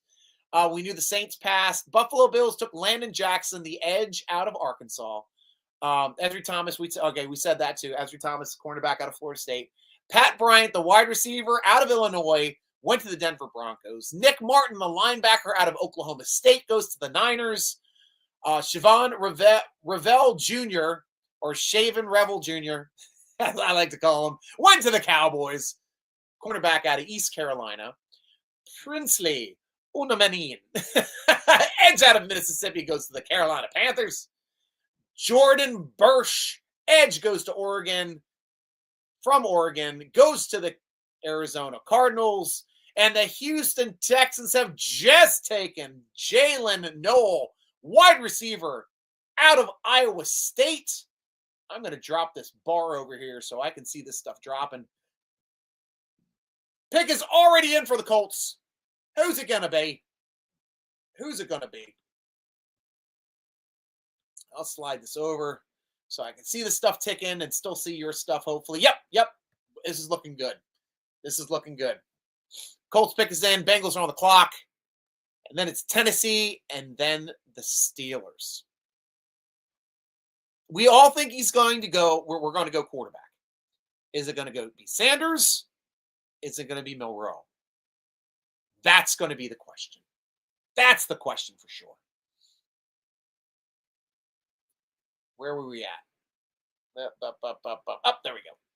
Boom. Chow, Dad. I watched them both. Mel separated folks from the ball and their gear, but Woodson was more finesse player. I like Mel slightly better than Rod. I will say, Rod Woodson was a banger. He would come up and separate people from the football as well, but Mel was known more for it, and his physical game changed the rules for contact down the field. Definitely right about that. But we forget how much of a great tackler Rod Woodson was. That's why I always said that Rod Woodson was a better corner than Deon Sanders, because Deon Sanders was strictly a ball in the air defensive back, what could not tackle and would not tackle. Justin Wally, cornerback out of Minnesota, just went to the Colts. Bengals pick is in. Tennessee on the clock. Could this be a run on quarterbacks? I don't think Bengals are going to take a quarterback, but could it? Could. Definitely could. Tim Burrow. Kevin McCarthy. No, I don't hide behind pseudonym, though I love the in past has been Rad Rob. Gotcha. Yeah, wasn't McCarthy the one that went to Jimmy Jones? And he's a great coach. And couldn't get past the owner / GM. Chow, Dad. Mel made more receivers not want to go in his area and made offensive coordinators rush, losing their receiver with the remainder of the game. Losing the receiver for the remainder of the game. Woodson would ball hawk, but the receiver just went to the other side. Can't disagree with that assessment. He was very physical. They were both physical guys. And I will look up some stats here quickly once I get through some of these comments as we're getting close here to our pick. Tim Burrow, Katri, guessing if someone sounds to me like they are a real Steelers fan, by definition means from Pittsburgh. In Pittsburgh, the real fans have been sick and tired of Mike for years. There's two factions. Definitely two factions. Travel Buddy. But isn't it crazy if we really get Milroe or Sanders in the 3rd round, and Omar is a genius not trading up, not wasting any picks and being patient? It's insane. This is an insane draft. I agree. Dylan Fairchild, guard out of Georgia, just went to the Bengals. Tennessee Titans are definitely making sure that we will either have a chance at Milroe or Sanders. Who's it going to be? Carlos, depth for offensive line for sure is needed. Depth is always needed for both lines. I agree. Tim Burrow, Bengals coach Marv Lewis. Yes, the only coach ever in NFL history to have as many consecutive years without a single playoff win. And there is no close third. Excellent. That's an interesting post. Chow Chow Dad, if we can keep those O-line players healthy, right? Eddie the first, Milroe over Sanders. We're getting close. There is no head coach who. Are you watching the draft? Player as great as self-taught as TJ Watt to have never gotten him even one playoff win. And even getting that interception return right in the beginning of that Kansas City game, that was a big play.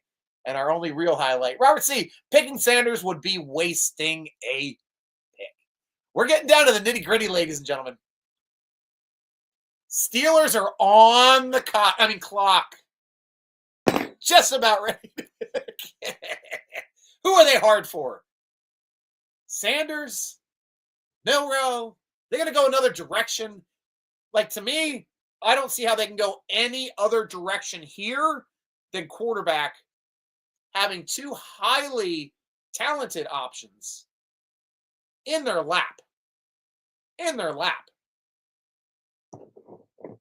Absolutely insane. Uh-oh. Robert C., you're saying they're taking Caleb Johnson. That was it. Tamburo always said Rod is God about Woodson. 80 Steelers never went anywhere close to this amount of consecutive wins without a playoff win they had. Noel would have been asked to leave sooner than he was. Still on the clock. You like Caleb Johnson. I meant risk. Love the idea of DK Metcalf. I remember when Swan and Stallworth were the dynamic duo. Swan made amazing catches before it was a thing. Exactly. Uh-oh. Are you saying Sanders just went to the Titans? I thought they had a chance of taking a quarterback. If you're saying thank you, Jeebus, Sanders may be off the board here. Sanders may be off the board, and it may force the Steelers' hand to take Milroe. We will have to see.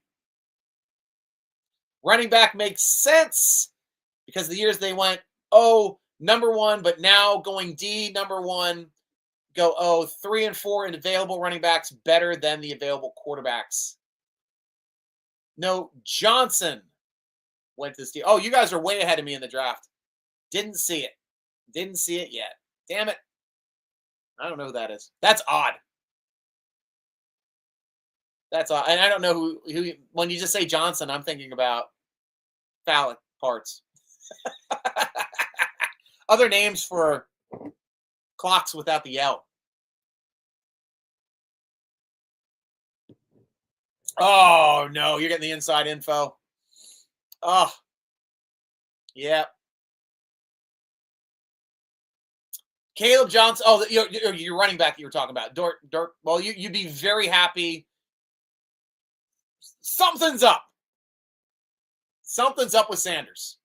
If Steeler Nation Twitter is correct, as Robert C. is stating, because I don't even see Tennessee's pick yet on here, at least popping through. They're saying Caleb Johnson, the running back. Coley Sport, but this is why you're on my show too, guys. In the past, the Steeler Nation Twitter has never been wrong. Oddly enough, we get some info a little early. And it might be that situation. So to say that we get Caleb Johnson over Milroe or Sanders when we know quarterback is a need on this team, does this mean that he'd be available in the 4th round? Like I was saying, if the Steelers didn't take him, he can completely fall out of the 4th round completely, or the 3rd round completely, and not even be a day 2 pick. Somebody were talking about, who's going to move up in day 2 to grab Sanders? Now we're talking about who's going to draft him day 3. This is just weird. Kevin Winston Jr., the safety out of Penn State. He was still on the board. That would have been a player I would have been happy with for the Steelers, especially at that spot in the 3rd. Great player going to Tennessee. Yeah, Kevin Winston Jr. is a good player. Steelers pick is in. We will see if Steeler Nation Twitter was correct. Yeah, Sanders stinks. You say that, but man, this is just weird. This is a weird drop. I haven't seen a quarterback with a top 10 talk about him. And they were talking about him maybe falling to the Steelers at 21, which he did.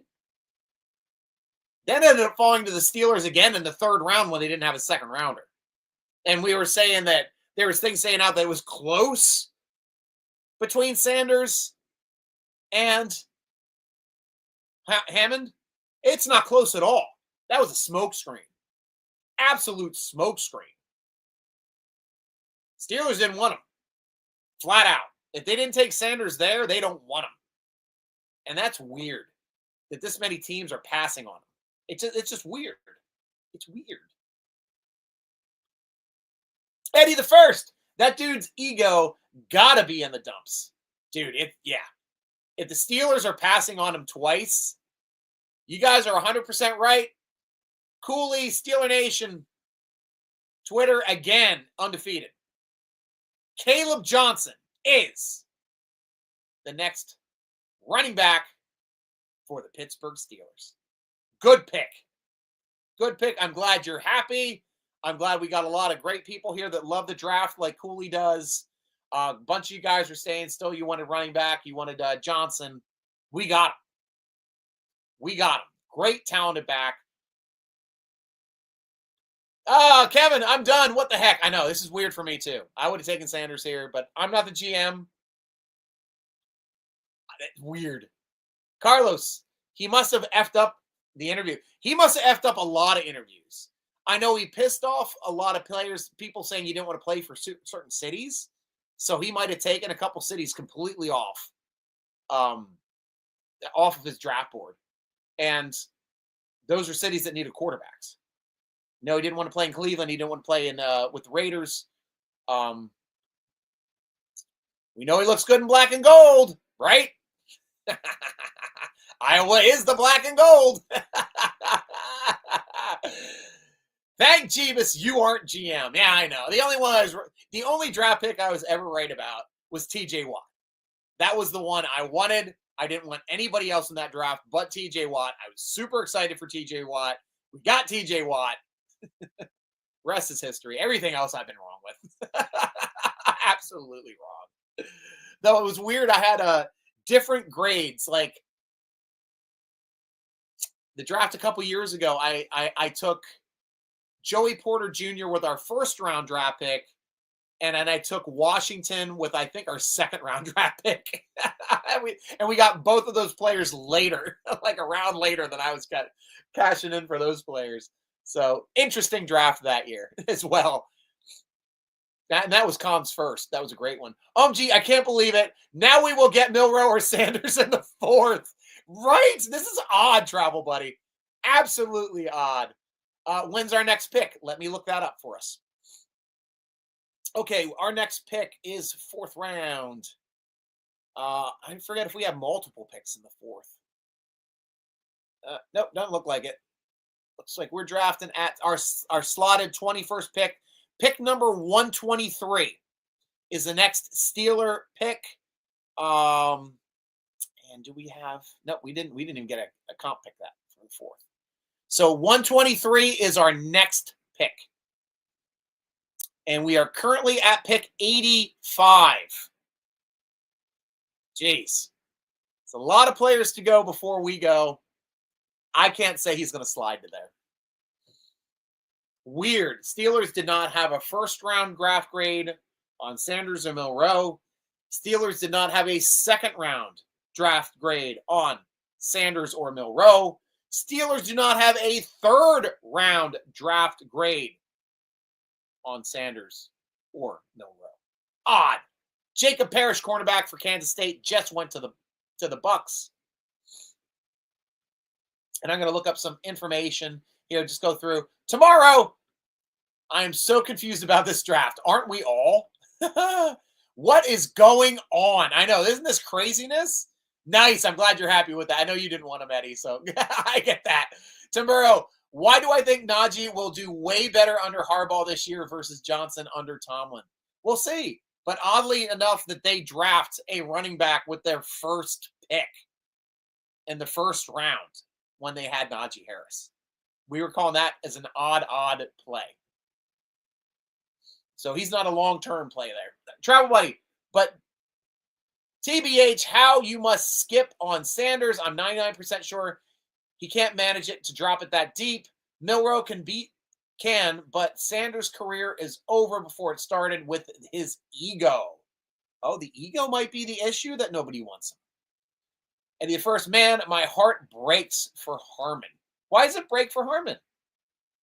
Tell me why. Didn't see where Harmon is. I might have missed something there. And I'm going to look up some Caleb Johnson stats. Let's look them up. Let's talk about Caleb Johnson, our newest running back. Yep, he does look good in black and gold. Not going to lie. Not going to freaking lie. Stats. Sportsreference.com. That's my favorite. All right. Monster season last year. Looks like he's played 3 years at Iowa. Freshman, sophomore, and then technically a senior is what this is stating for 2022, 2023, and 2024.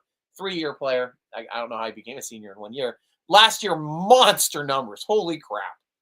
12 games played, 240 attempts, 1,537 yards.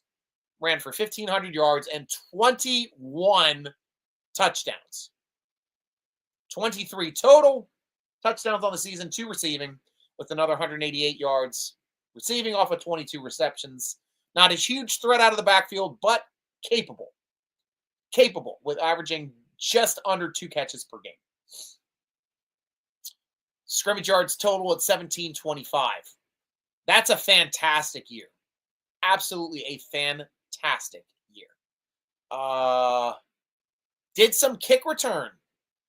It looks like here in his freshman year, 13 returns, 325 yards, averaging 25 yards. He only had 2 returns for 77 yards his second year. Didn't return the ball at all in his third year. Never punt returns, only kick returns. I don't see anything if you're listed on fumbles and scoring. He's up there. What type of awards does he have? Consensus All-American 2024.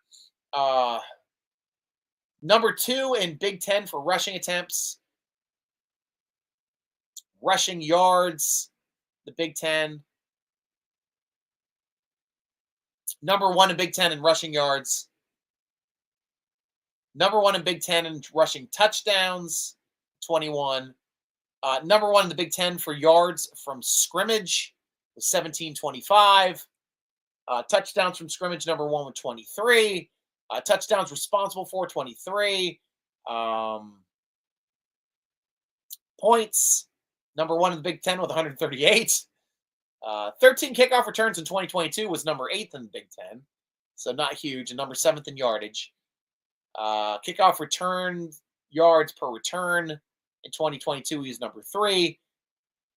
And in points, again, we talked about, he is number 1 in the Big Ten. So some good accolades. I want to go over to ESPN to see what they had to talk about for his draft profile. Of course, they had his stats. Did I not click on the right thing? Oh, that's the news, the overview. Usually they have a decent ranking system here. Rank him as 6.4, I believe. Oh, that's for his yards from scrimmage. News, stats, bio. No, that's not the let's go back here for the draft. Screw it. We're going to NFL.com. We'll check out his stuff over here. 6.12 will eventually be an average starter, is what they're saying over here on NFL Network. 6'1", 224, big boy. Good size arm, 33-inch length, huge hands, 9 5/8 inches. That's no Kenny Pickett. Tiny hands. He's got big hands. Round 3, pick 19. He just went. Good production score. Decent athleticism score.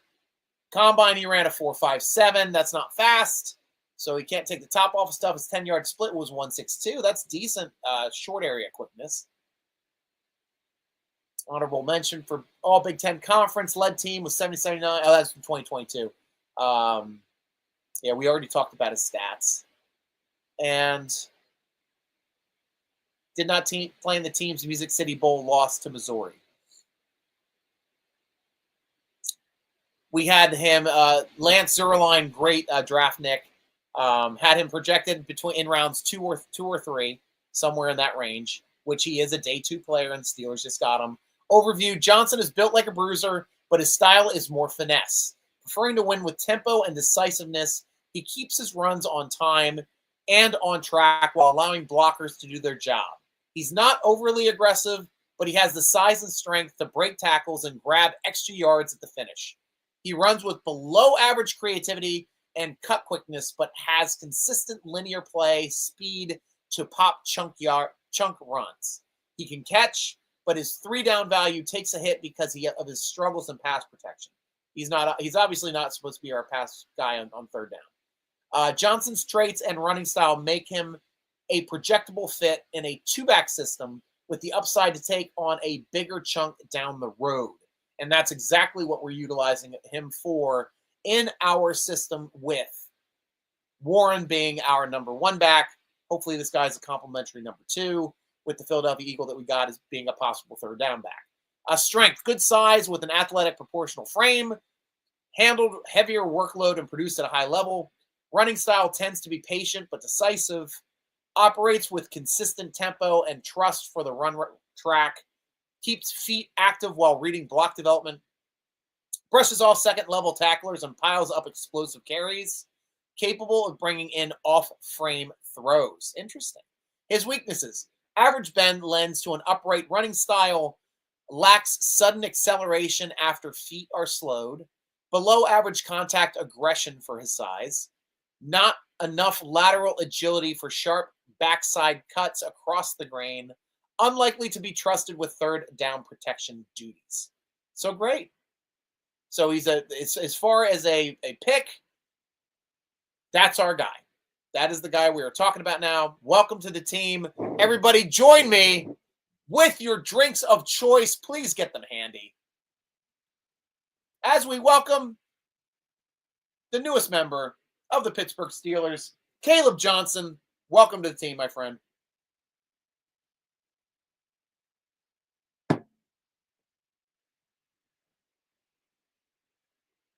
Had a couple more picks come off the board here. Noel Williams, cornerback out of California, went to the Chiefs. Jamari Caldwell, defensive tackle out of Oregon, goes to the Chargers. Savion Williams, wide receiver out of TCU, goes to the Packers.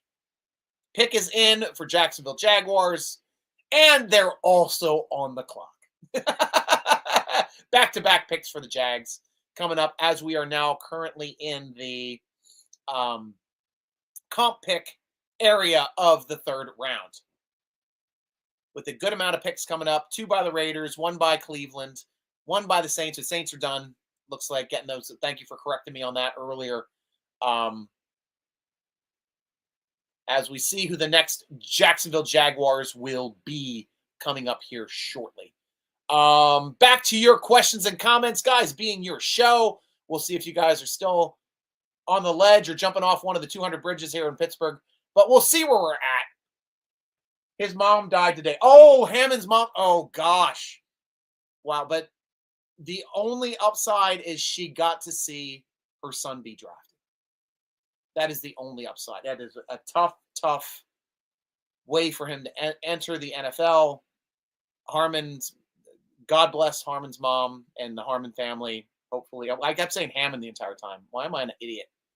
Because I don't know draft. So, but that's what he said right after the draft. I want to go see my mom. And he did. So he got to say goodbye to his mom along with his family. God rest her soul. And yeah, my heart goes out to him too. That's a sad aspect. But thank you for letting me know, guys. Right after the draft. Oh. At least, yep, she was there when he was drafted. Got to see it. Travel Buddy, but I can see why we try to get into the round once more. It's definitely worth it to get one of them late in the third round, and that shouldn't be expensive for either of them. You're right. It shouldn't be. Though we are moving up from 123 to, what are we currently still in the 80s? 89? 89, it's 90, 110, 20. That's like 40 picks. We're essentially moving up a round, a full round to get to them. So it would take something, but not as much draft capital, you're right, as moving up in the second or even in the third, earlier in the third to grab him. Coming up for a comp, that might be it. We will see. None of y'all remember I said conveniently forgotten, never acknowledge all the accurate things I say every year. What's proving y'all true to pretend you weren't trying to disagree with me. The humble Robert Tamburo, ladies and gentlemen. Robert C., aren't you supposed to toast the steel? Yeah, I did a little late.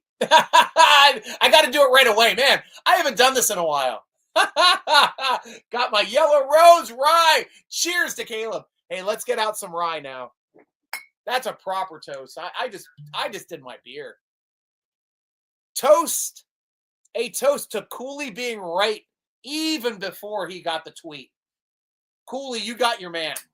You got the man that you wanted, and I hope he's a great player for us. So, Steeler Nation, Slancha, Prost, Salud. We've had those three up there today, so cheers to all of you. And cheers to Caleb.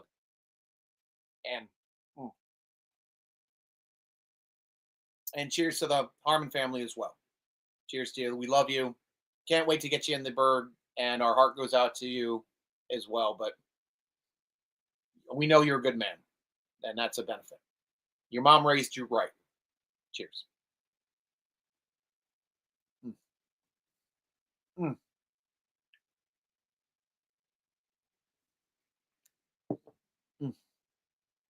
Highly recommend the Basil Hayden Dark Rye.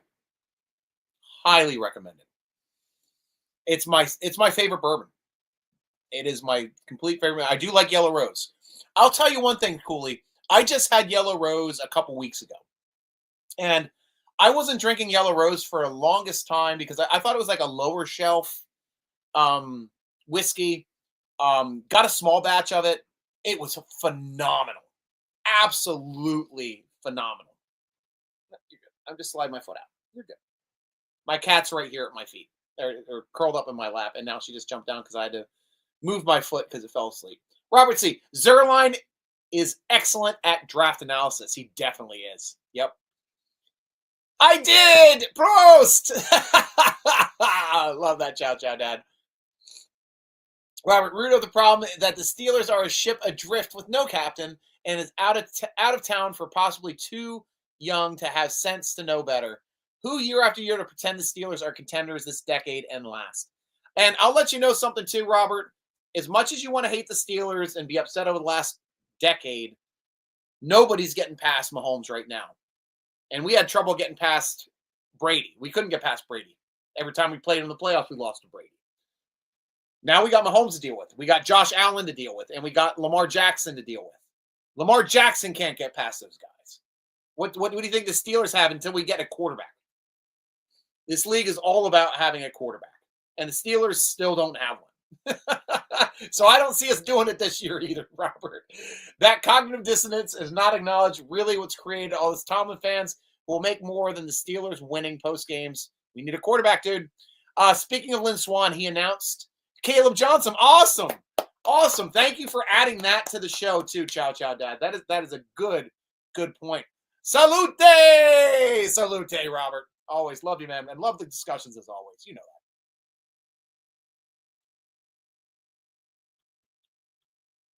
that. And so we're basically hanging on the show to see if they're going to take another quarterback in this. Caleb Ransaw, cornerback out of Tulane, and Wyatt Millum, the guard out of West Virginia, both went to the Jacksonville Jaguars in back-to-back picks. Since we've been talking, Rams pick is in. Ravens are on the clock. Look for the Ravens to pick up another great defender. It's always like the highest. They always draft best value every time. Every time they draft somebody that probably should have been taken in the second round is who they're going to be taking here in the third now. Even with this comp pick, they are smart drafters. Smart drafters.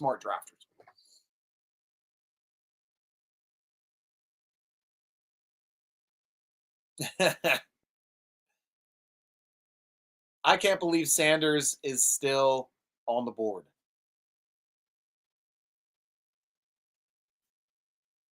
That's my dad. I'm texting with my dad as well, too. We got that on. That's out. That's good. Awesome. Yep, we're caught back up. I'm caught back up.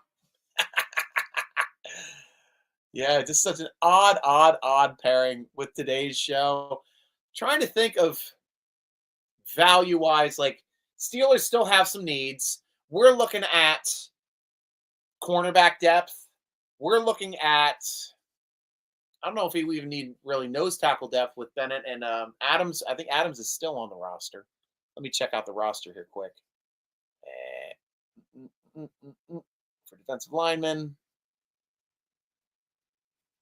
Or even if he's listed as a nose. I don't think we listed anybody as a nose. I think they're just defensive linemen now. Or D tackles. We got Slade, we got Lowry, we got Loudermilk, we got Logan Lee. We got a lot of L's. Oh my gosh. Cam Hayward. Derek Harmon. Yeah, so it looks like Daniel Coulier, Dominique Davis, and Adams. Yeah, Adams is still on the team. Keanu Benton. Yeah, with Benton and Adams, really anything else is gravy because we only keep two noses anyway. And then we usually keep like 3 to 4 defensive ends on our slate, which are still listed as defensive tackles for some reason because we play our edges as the outside, so they're looked at it. So essentially we have a 5-man front. I don't know. That's why Cam Hayward started making Pro Bowls. Travel buddy. I can see it. Trade with Las Vegas, 3rd rounder next year, and get a 6th this year, and we get a quarterback. Dreaming is still allowed. That's why I'm on the show right now, guys. I'm on the show because we've got a chance to jump back here in the comp pick area, grabbing a player who might be the next quarterback for the Pittsburgh Steelers or a quarterback of the future for us. Robert Tamburo, it is essential responsibility of a head coach and a GM and owner to have a legit number 1 quarterback in place. Steelers have failed. Every team in the NFL has failed. Every team in the NFL has failed. Unless you have Mahomes, Allen, or Jackson. And Jackson just started winning some playoff games. It should have been 3 times. He should have won the MVP last year. I think he got robbed. His stats were way better than Allen's last year. They're just like, it's time to give Allen an MVP. I don't know why we're Italian in this scenario in my head, but Italian people, we'd like to share. We're talking with our hands here. He gets an MVP. They get an MVP. Hell, it's why freaking Myles Garrett has a Defensive Player of the Year award gifted to him, when he wasn't even the best player in his freaking division at defense. T.J. Watt got hosed twice for Defensive Player of the Year. He should have won it over Aaron Darnold the one year. I mean, I can argue the one where the cornerback had like a ton of interceptions and got it. I can argue that. That's not a problem. But when it's apples to apples, and you've got every single stat better than those guys, and your argument is they get double teamed. That's not an argument. Argument is your stats. They all get double teamed. They all get triple teamed. All of them. What stats did you put up? That's the best defensive player. So you can't go wagging this dog and tell me that in any universe or reality that Myles Garrett has ever been better than TJ Watt in any season. It hasn't happened yet. It certainly has not happened yet. Rams. We said that Isaiah Stewart for edge from Michigan. No, I remember that guy. And then Baltimore Ravens just picked up Emory Jones Jr., a guard out of LSU. Seattle Seahawks pick is in. New Orleans Saints on the clock. As we're rolling through the comp picks, Browns are in the hole. Browns are in the hole. Do you start taking a quarterback now? Weird draft. What a weird draft. Tim Burrow. And those 3 responsible and no amount of excuse making of them is sensible nor excuse. Be a real one and complete agree on that. No, I won't. I won't. Steelers have been in existence for how many years? We've had 2 quarterbacks. Two franchise quarterbacks that can take us to a Super Bowl. I mean, you can argue Neil O'Donnell all you want, but the defense took us to that Super Bowl, and he nearly Trent Dilfered us into a Super Bowl win. If he didn't throw interceptions, we won that game. We would have won that game. If Ben didn't throw an interception against Green Bay, we won that game. But that's it. That's our only chance at Super Bowls are franchise quarterbacks, and that's generally what happens to every team in the NFL, aside from a run with an incredible defense and a quarterback that just doesn't make mistakes. That's the only way you're getting there, and there's no way you're getting there in the AFC. Even if you have an incredible defense and a quarterback doesn't make mistakes to get past, you got to outplay Mahomes. You got to outplay Allen. You got to outplay Jackson. That's how you get moving on. Nope, every team has not failed. Yes, they have. Yep, definitely have. Herbert may not have won yet, but his head coach, GM, and owner have put a legit number 1 quarterback in the same true half of the NFL teams. Steelers are far below that half. I do agree with you on Herbert's. I love Herbert as a quarterback. I'm not going to disagree with you saying he's not a good quarterback. Doesn't have the potential to be a Super Bowl caliber quarterback. I think he can be. I definitely think he can be with the right situation. If you think cheating Harbaugh can get that team to a situation where they're good enough to beat his brother, let alone Kansas City and Buffalo, that's a tall stack for somebody that might be the pushing it 5th, could be the 5th best quarterback in the AFC. Because Herbert is well behind Mahomes, well behind Allen, well behind Jackson, well behind Joe Burrow. There's no reality where I put him above any of those players. Outside of that, you can make your argument at number 5. And 5th best quarterbacks in their conference generally don't win Super Bowls. Generally. Don't say it's not possible. Dilfer was not a top 5 quarterback in his conference. So he won a Super Bowl. It is possible, but I think it's a lot more rare nowadays.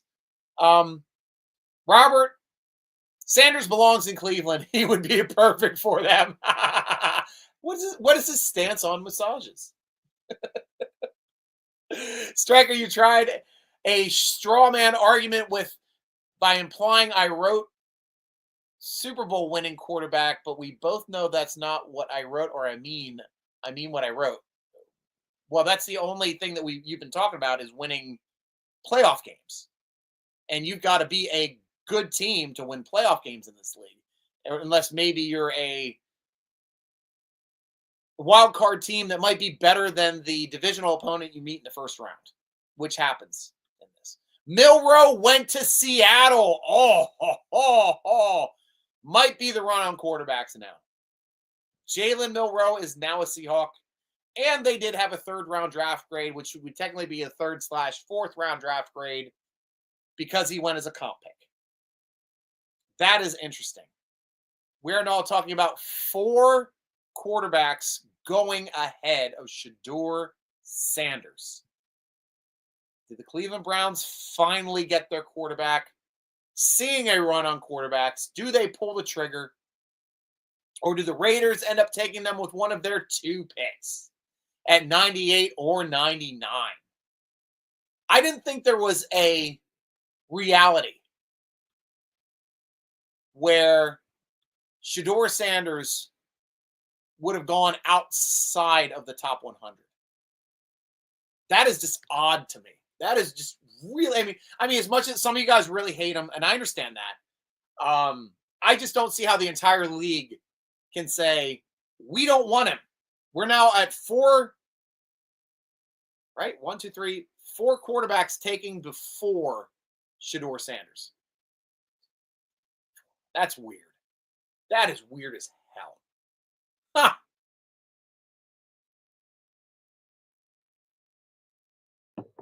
How do you pass on him when you need a quarterback? I mean, Milroe, a lot of you guys like Milroe. I will give you that argument. I will not argue against that. Your argument with Dart, your argument with the other guy that went to the Saints. I don't know. That's just weird. So there's something about Shedeur Sanders that teams hate, and if it's an ego thing, that might be it. You know, having that primetime attitude outside of the talent that his dad had. I mean, his dad could back that up, that attitude with his pure talent. Don, why can't I play quarterback? You're hired. Bring him in. Another quarterback not named Sanders off the board. This is exciting. Guys, we were talking about like no way we could think about Shedeur Sanders falling out of the first round. No way we thought could ever dream about him falling out of the second round. No way we could ever thought of him falling all the way to the Steelers in the third round and not taking him. Now we're talking about him falling out of day 2 entirely. Entirely. Damn. Travel buddy. Robert, see, if Cleveland gets Shedeur and already have Kenny, it'll be funny for all the deluded Shedeur fanboys to see that ugly reality. I get your humor on that one. Although if Shedeur were in Cleveland instead of Pittsburgh, at least he'd have a higher ranked, better D that's not overpaid like the Steelers underperformers. Ooh, that's a dig. If we're not hurt, I'll give our defense any props against anybody. Travel buddy, no problem. Pitt can hire me for 1 year for $5 million, and then I'll retire with 42. There we go. There we go. I take that too, travel buddy. Hire me. I was actually a decent quarterback. I wouldn't say I was a great quarterback. I only started one game ever at quarterback. I was actually, I played in high school. I played kick returner, punt returner, wing on kickoff, free safety, and split end wide receiver. Those were my positions in high school. I was all speed positions. So when I got to college, we didn't have a team. Went to UMBC, but we did have flag football. Our flag football teams went up against the great varsity teams, put together some great flag football teams in the highest division of flag football. We had a baseball team put together a really competitive team. We had the track team that put together a really competitive team. We had a team of misfits. We ended up winning the league. And we had a great quarterback. That was a high school quarterback. And it was the only reason I played was because he could throw a football really well. And I got great hands. Not gonna lie. Ladies will tell you the same thing. I got great hands. But I ended up leading our flag football league in receptions, yardage, and touchdowns, playing center eligible. I was a center eligible receiver. And we used the rules because I could snap the ball between my legs without looking, which was one thing that no other center in our league could do. And you were not allowed to hit the center off the line of scrimmage. So I got free releases every time. I'm always open because they're putting middle linebackers on me, which I actually did play middle linebacker in flag because I was rangy and quick and my size wasn't a detriment. And I could get to the flag really quickly and break up short passes, break up tight end passes. That stuff was really fun for me. Well, I was a good football player. But I did have one game where I was the quarterback because our quarterback missed the game. I was calling all the plays from center to the guy that was supposed to be our quarterback.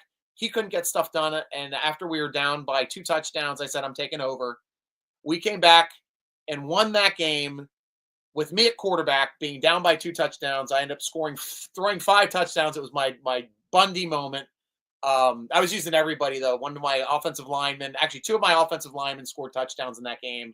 I ran an outside bootleg play on the first play, and I noticed that the guys that was just defending our wide receiver came all the way up at me from like 20 yards downfield, Just when I started moving, I said, we're doing the exact same play. You're going to be wide open. Did the exact same play. Did the same thing. I just had to lob it up for a touchdown at that point. But really, really fun. I just love football. Football was my favorite sport to play, other than hockey. I mean, I ended up being a really good goalie in hockey too, and still play that. But that's just a story. Some of the stories you get here from time to time, because we got to have something to talk about. It ends up being like a Major League Baseball broadcast when we're draft day and Stryker's on, because I'll talk about freaking anything. Jonas Sanker, the safety out of Virginia, just went to the Saints. Pick is in for the Browns. Patriots on the clock. We'll have to see if Shedeur is possibly maybe not. I don't want to get to, man. I want to get to your thing right now, but it's not up yet on my board. Robert C. Oh my gosh, Cleveland Browns just took a quarterback, and his name is not Shedeur Sanders. Something's up. Something is up. They take Dillon Gabriel. Dillon Gabriel goes ahead of Shedeur Sanders. You can't say that Dillon Gabriel is better than Shedeur Sanders. You can't. I don't know. You can't. People have Sanders as a not draft, as a DNF. Do not draft. DNF. That's not DNF. DND. Do not draft. DND. Oi. Oi. Oi. DND. Oh, poor Shedeur, man. Wow. Shedeur, being the consensus second best quarterback in the draft, is now in reality not even in the top 5, because they've all gone ahead of him. That is weird. This is weird. Weird. And you're right. They did draft Dillon Gabriel. Dillon Gabriel. Sliding away. slide, slippity slide. Shedeur Sanders going down to day 3. Here we go. Travel buddy. Sadly, I was born in Germany and not the U.S. I bet I would have been a good running back with only 5.7, but very strong legs and good hands. That would have been, it would have been fun. Like, tell me, guys, if you played football, let's have a conversation. What position did you play? What was your football experience like? Timburo, truth. Browns 2-time NFL Coach of the Year, beat Tomlin in postseason, only season that matters. Bengals recently in the Super Bowl. Ravens at least win some playoff games. Steelers have worst coach in the AFC Network. AFC North. That Cleveland game, man. If you want to put that botch snap and Ben Roethlisberger's 3 interceptions in the first quarter on Tomlin, hey, that's on you. Sometimes the games come down to execution. Yes, I can. Dillon Gabriel is better than Sanders. Cool. Tell me why. I'd like to know why. I love this conversation. What's up, Stryker? What's up, Jeff? Jeff Mo back in the house. And don't we usually see you on Facebook? Now you're on the X. I see that. Well, Facebook isn't working right now. So that's one of the things. Oh, Coke is better than Pepsi. Oh, don't give me that. I just worked for Pepsi today and yesterday. They pay for my mortgages. Miles, dude, did Shedeur take a poop on every GM's front porch? Wow. Yeah, you did. You did, Cooley. You did already say he was Manziel 2.0. But in hindsight, Manziel was a first rounder. But then again, he went to the Browns. The Browns are where quarterback talent go to die. John Freeze was their best. Actually, they were dumb to let Baker go. They really were. They were dumb to let Baker Mayfield go. And that's the Browns. He was their best quarterback that they had. He had their only playoff win in ever. And they beat their rivals. As Timburo pointed out too, their hated rival in the playoffs. Like, that should have gotten him a contract. A second contract. Instead, they've had crap. And the biggest debacle ever, trading for a guy with 24 issues in massage parlors, with 24 allegations aside. That's a baker's dozen, a baker's double dozen. And they're just the ones that came forward. That guy has a Justin Tucker problem and a massage parlor, from what I hear. I tell you one thing, Baltimore fans are not happy to talk about Justin Tucker's massage problem. Because it sounds similar as hell to Deshaun Watson's massage problem, but with more DNA. Oh, oh, hey, Justin Tucker on. Oh, sorry, Ravens friends. I do have a lot of Ravens friends, and I'm not going to heart them for that. But man, that guy should not be in the league. Travel buddy, only a semi-pro national hockey player for Germany. Awesome. Until I was 15, and then I played soccer for fun. That's awesome. Yes, I picked up hockey late too. I picked up hockey in college, and we were just playing on tennis courts. I've only played inline, but I'm a good hockey goalie, and my team's doing pretty well now. I think we're second in the league going to the playoffs, so I'm happy for that. Jim, see you at the tailgate this season, brother. Please do. I can't wait to see you again, Jeff. Awesome to hear from you, my friend. Stryker, thank you for getting Glee seeing Shador and Glee. Oh, gosh, yeah. Even funnier, Kenny probably will look consistently better than him. So Shador's fanboys who hated Kenny will have two different face and differences. Different faces. Pies in their faces. I got it. I figured it out. You don't have to reply. Pies in. I know how you type. But Shador did not go there instead. We will have to see if Dylan Gabriel is any good compared to that. Jared Wilson, the center of Georgia, went to the Pats.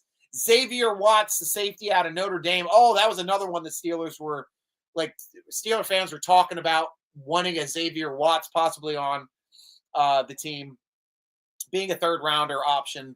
Went to the Falcons. Texans is in, and then we have double Raiders.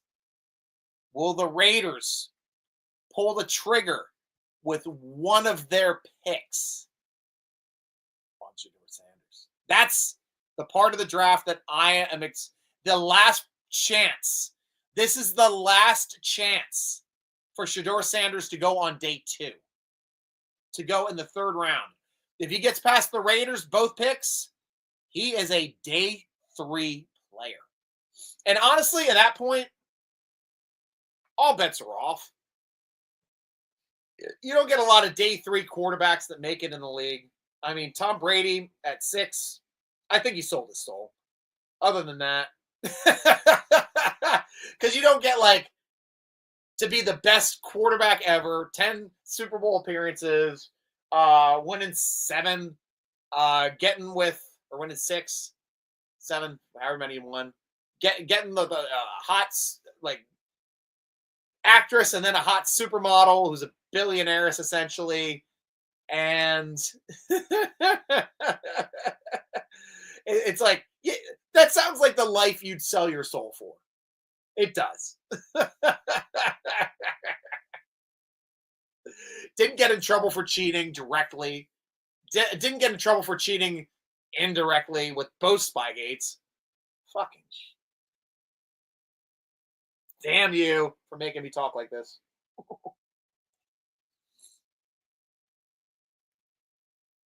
Travel buddy. I was also pretty good and scared against the U.S. and Canadian teams. Sadly, it was the only goal we scored against both. We lost both 9-1. Oh, but you scored. Awesome. That's really cool. If you got the score on a U.S. or a Canadian goalie, that is something to be said about. I mean, even as a team, it is difficult. I did love me some German hockey. I think it was back in Nagano in '94.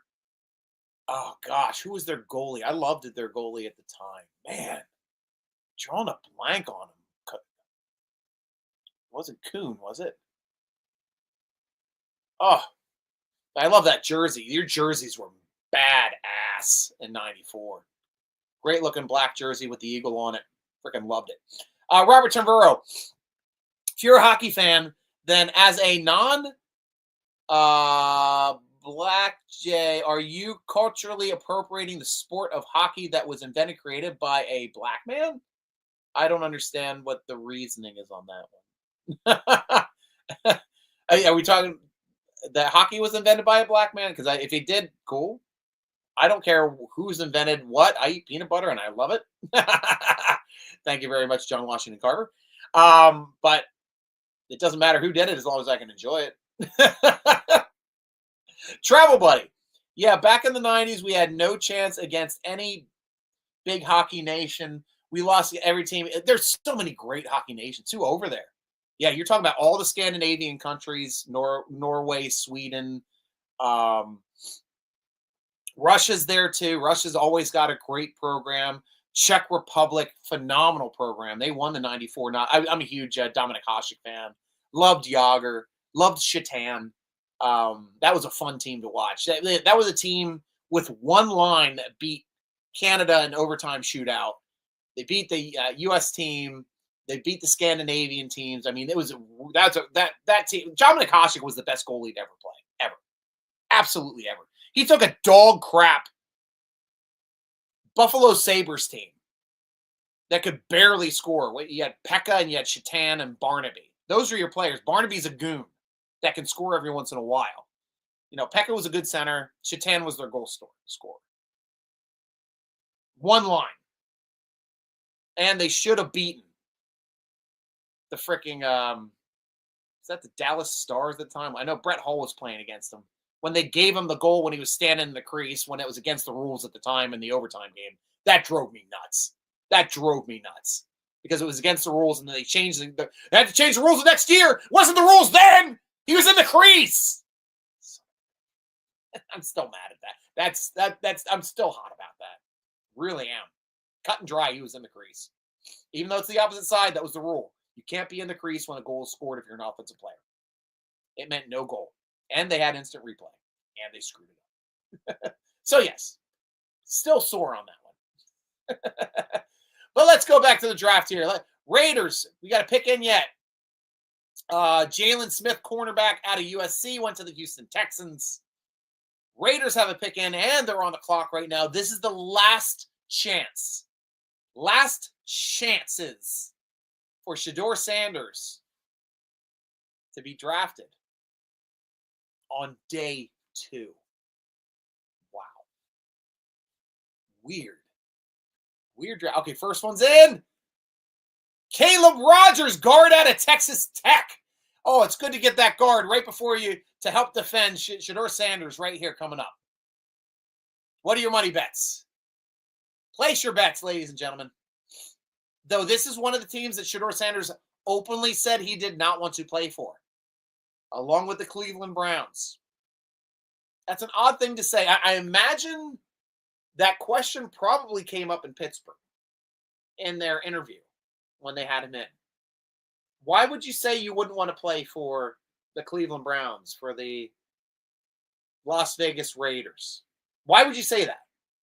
Two teams that need quarterbacks that you could, possibly make a name for yourself. Odd. Odd as hell. Boop. Timburo. Oh, Travel Buddy too. Oh, hang on. I think my biggest honor I ever experienced as a kid playing hockey was the opening of the World Cup in '93 in Dortmund. As a thanks for doing that, we were allowed to meet Gretzky and company. That's awesome. Oh, as a kids, how cool is that? That is very cool. Oh, there you are. Yep, back in the 90s, we had no chance against any of the big hockey nations. We lost every. Yep, okay, that's right. I did see that one. Timburo, Crosby is legend status, should be in Pittsburgh, almost as high as Roberto Clemente, the chief in those top 120 1970s Steelers players. He maybe should even be slightly above Mario, dare I say. And you can make that argument.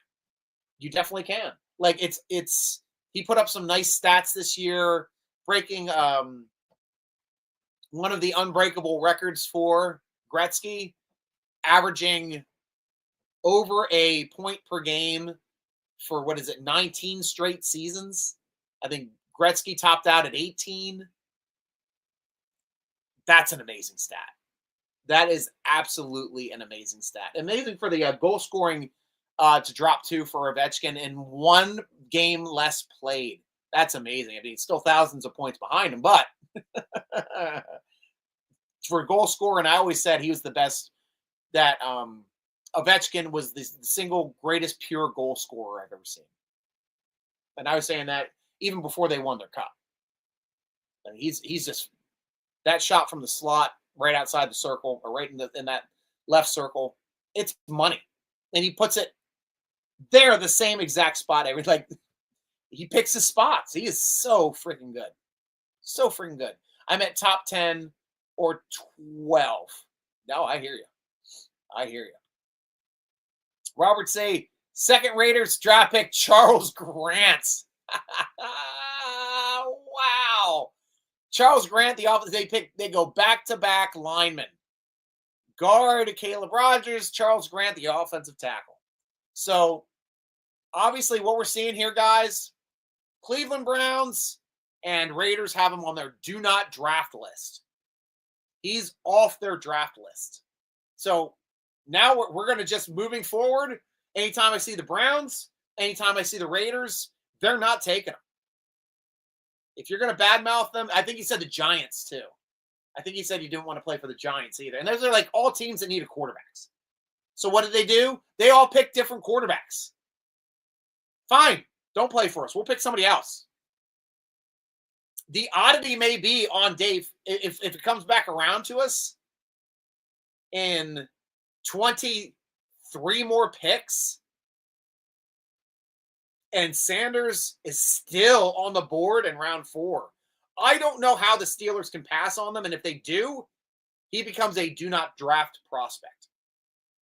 He absolutely becomes a do not draft prospect. And this may be something that the entire league has just decided to do. Be like, we're not drafting him. He doesn't want to play for 5 teams. No team draft him. Kind of like what happened to Burfict when he fell. He fell completely out of the draft. And the Bengals got him as an undrafted rookie free agent. Wow. It's weird. Weird. Never seen it happen to a quarterback before.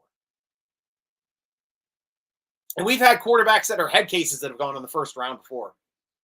George, first overall pick to the Raiders. Oh my gosh, that guy was something. Now, I don't know if Leaf was as much of a head case coming out of college, but man, he ended up dropping off hard. Though I do love Leaf as an analyst. If you guys ever get a chance to hear Ryan Leaf as an analyst, he's very matter of fact. He's very knowledgeable. He has a low ego and will make fun of himself as well. Like, understood that he squandered the opportunity he was given. Had a drinking problem.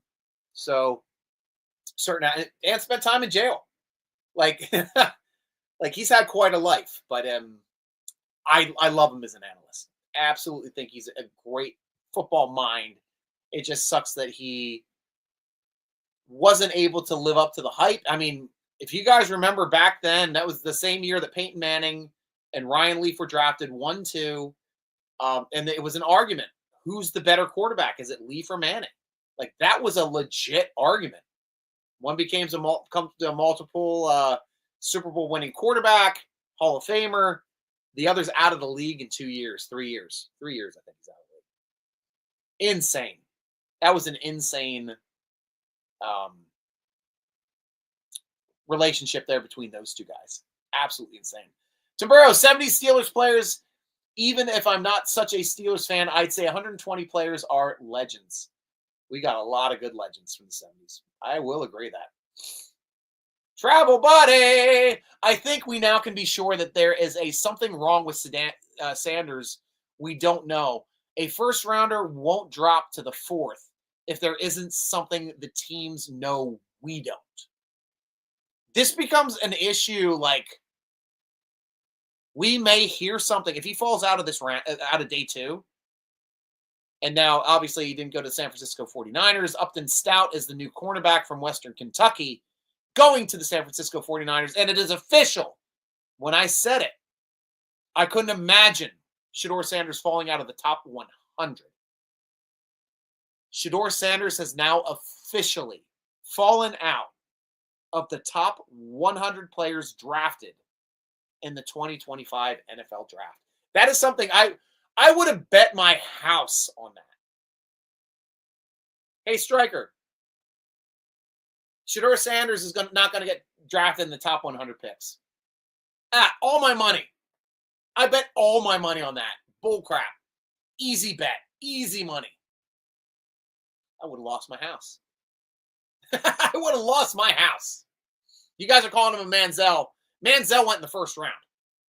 This guy should have at least gone in the first 3. I don't think he's that bad. I saw him play. He's exciting. He's electric. He's a winner. I don't know, man. Robert, I'm just saying Crosby's statue would not offend me because the only championship team Pittsburgh in recent decades is only Penguins, and Crosby is a real-life living legend. I completely agree with that. I think his statue should be out there next to Lemieux's when he retires. That's generally when they get statues. It's funny being in Baltimore for so long because they had a statue of a man that didn't even play for their team. It was a Baltimore Colt that they had a statue of with Johnny Unitas, drafted by the Steelers or brought in by the Steelers before becoming a Colt, a Baltimore Colt, winning some championships in Baltimore, also losing a championship game when they were the best team in that league that year too. Sometimes it just comes down to performance. Winning isn't a guarantee. But Crosby, I agree with you 100%, should be in bronze in the city of Pittsburgh out front of their arena. I agree with you 100%. And there's another one I will talk about. I would consider putting Fleury in bronze outside of Pittsburgh. That guy was awesome too. And he would have won those championships that Murray won. But he was worth a lot, and he left because of financial reasons. And it was the right move. It was the right move. Savion Jones, the edge of LSU, just went to the Denver Broncos. Vikings are the last team. The last team in the 3rd round. They're on the clock. In the next 5 minutes, we will find out if Shedeur Sanders falls out of day 2 and falls into the 4th round. Robert C., the Broncos trade up to pick 101, select Savion Jones. I remember hearing that name before. Tamburo, Steelers as much champions recent 2 decades as Pirates, not last decade and the decade. Penguins stand alone for Steelers only Pittsburgh championships in recent decades. Crosby inches out greats Yager and Lemieux. And Yager still has some great stats too. But I'm not going to argue that. I can see the argument for. I think both Lemieux and Crosby were generational players.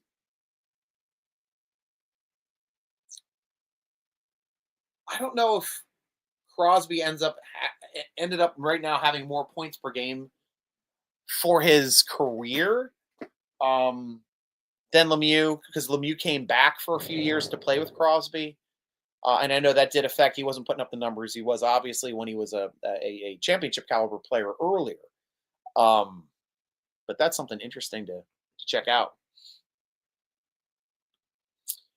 Here in Portland, they destroy Crosby's statue only because of his race. That's how they roll out here. Okay. Last pick of round 3 belongs to the Vikings, who select Ty Felton. So that is it for the draft on day 2. The wide receiver out of my home area in Maryland. We do all the home games down there for fun. We just got the contract again this year, so we do a lot of games and stuff set up and have a good time down there. For the Minnesota Vikings, made it official. Hey, Shedeur Sanders, you're not a first rounder. You're not a second rounder. You're not even a third rounder. I mean, honestly, though, if you look at your draft shows and they show their, top available players, Shedeur Sanders had to be at the top of there since the end of the first round. For a lot of these guys, the top available players. Oh, Shedeur Sanders still there. Oh, yeah. Two quarterbacks. Oh, Shedeur Sanders still there. 3 quarterbacks go. Oh, Shedeur Sanders, 4 quarterbacks go. Shedeur Sanders, 5 quarterbacks go. Something's up.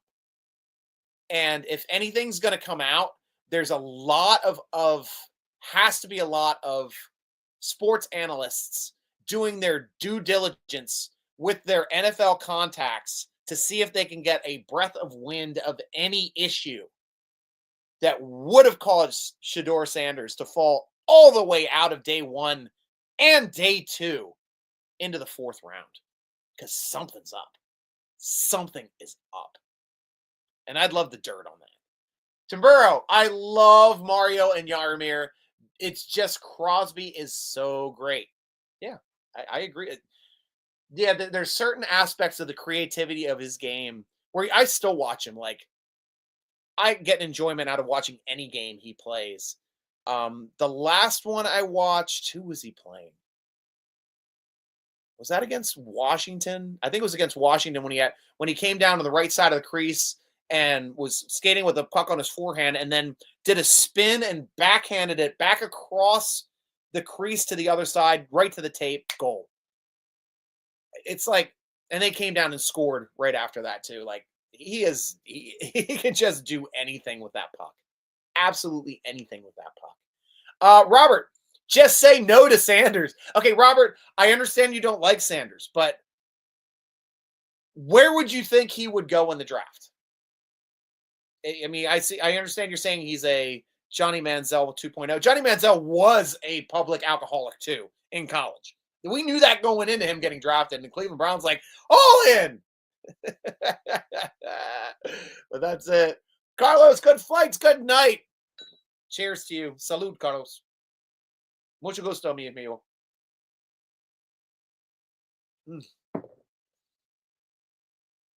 Robert C., great show, Stryker. Thanks for going live. Much prefer this show to the networks. Thank you, guys. And thank you guys for making this show so damn fun.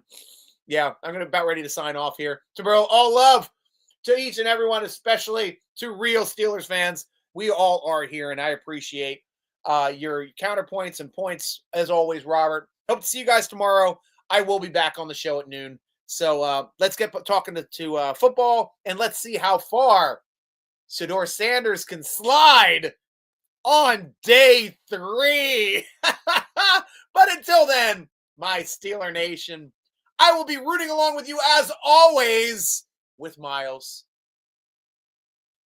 And with you guys getting last word, Steelers may pick up Shedeur in 4 because they will get 2 more quarterbacks one way or the other. True. But I will be rooting along with you as always, guys. Go Steelers!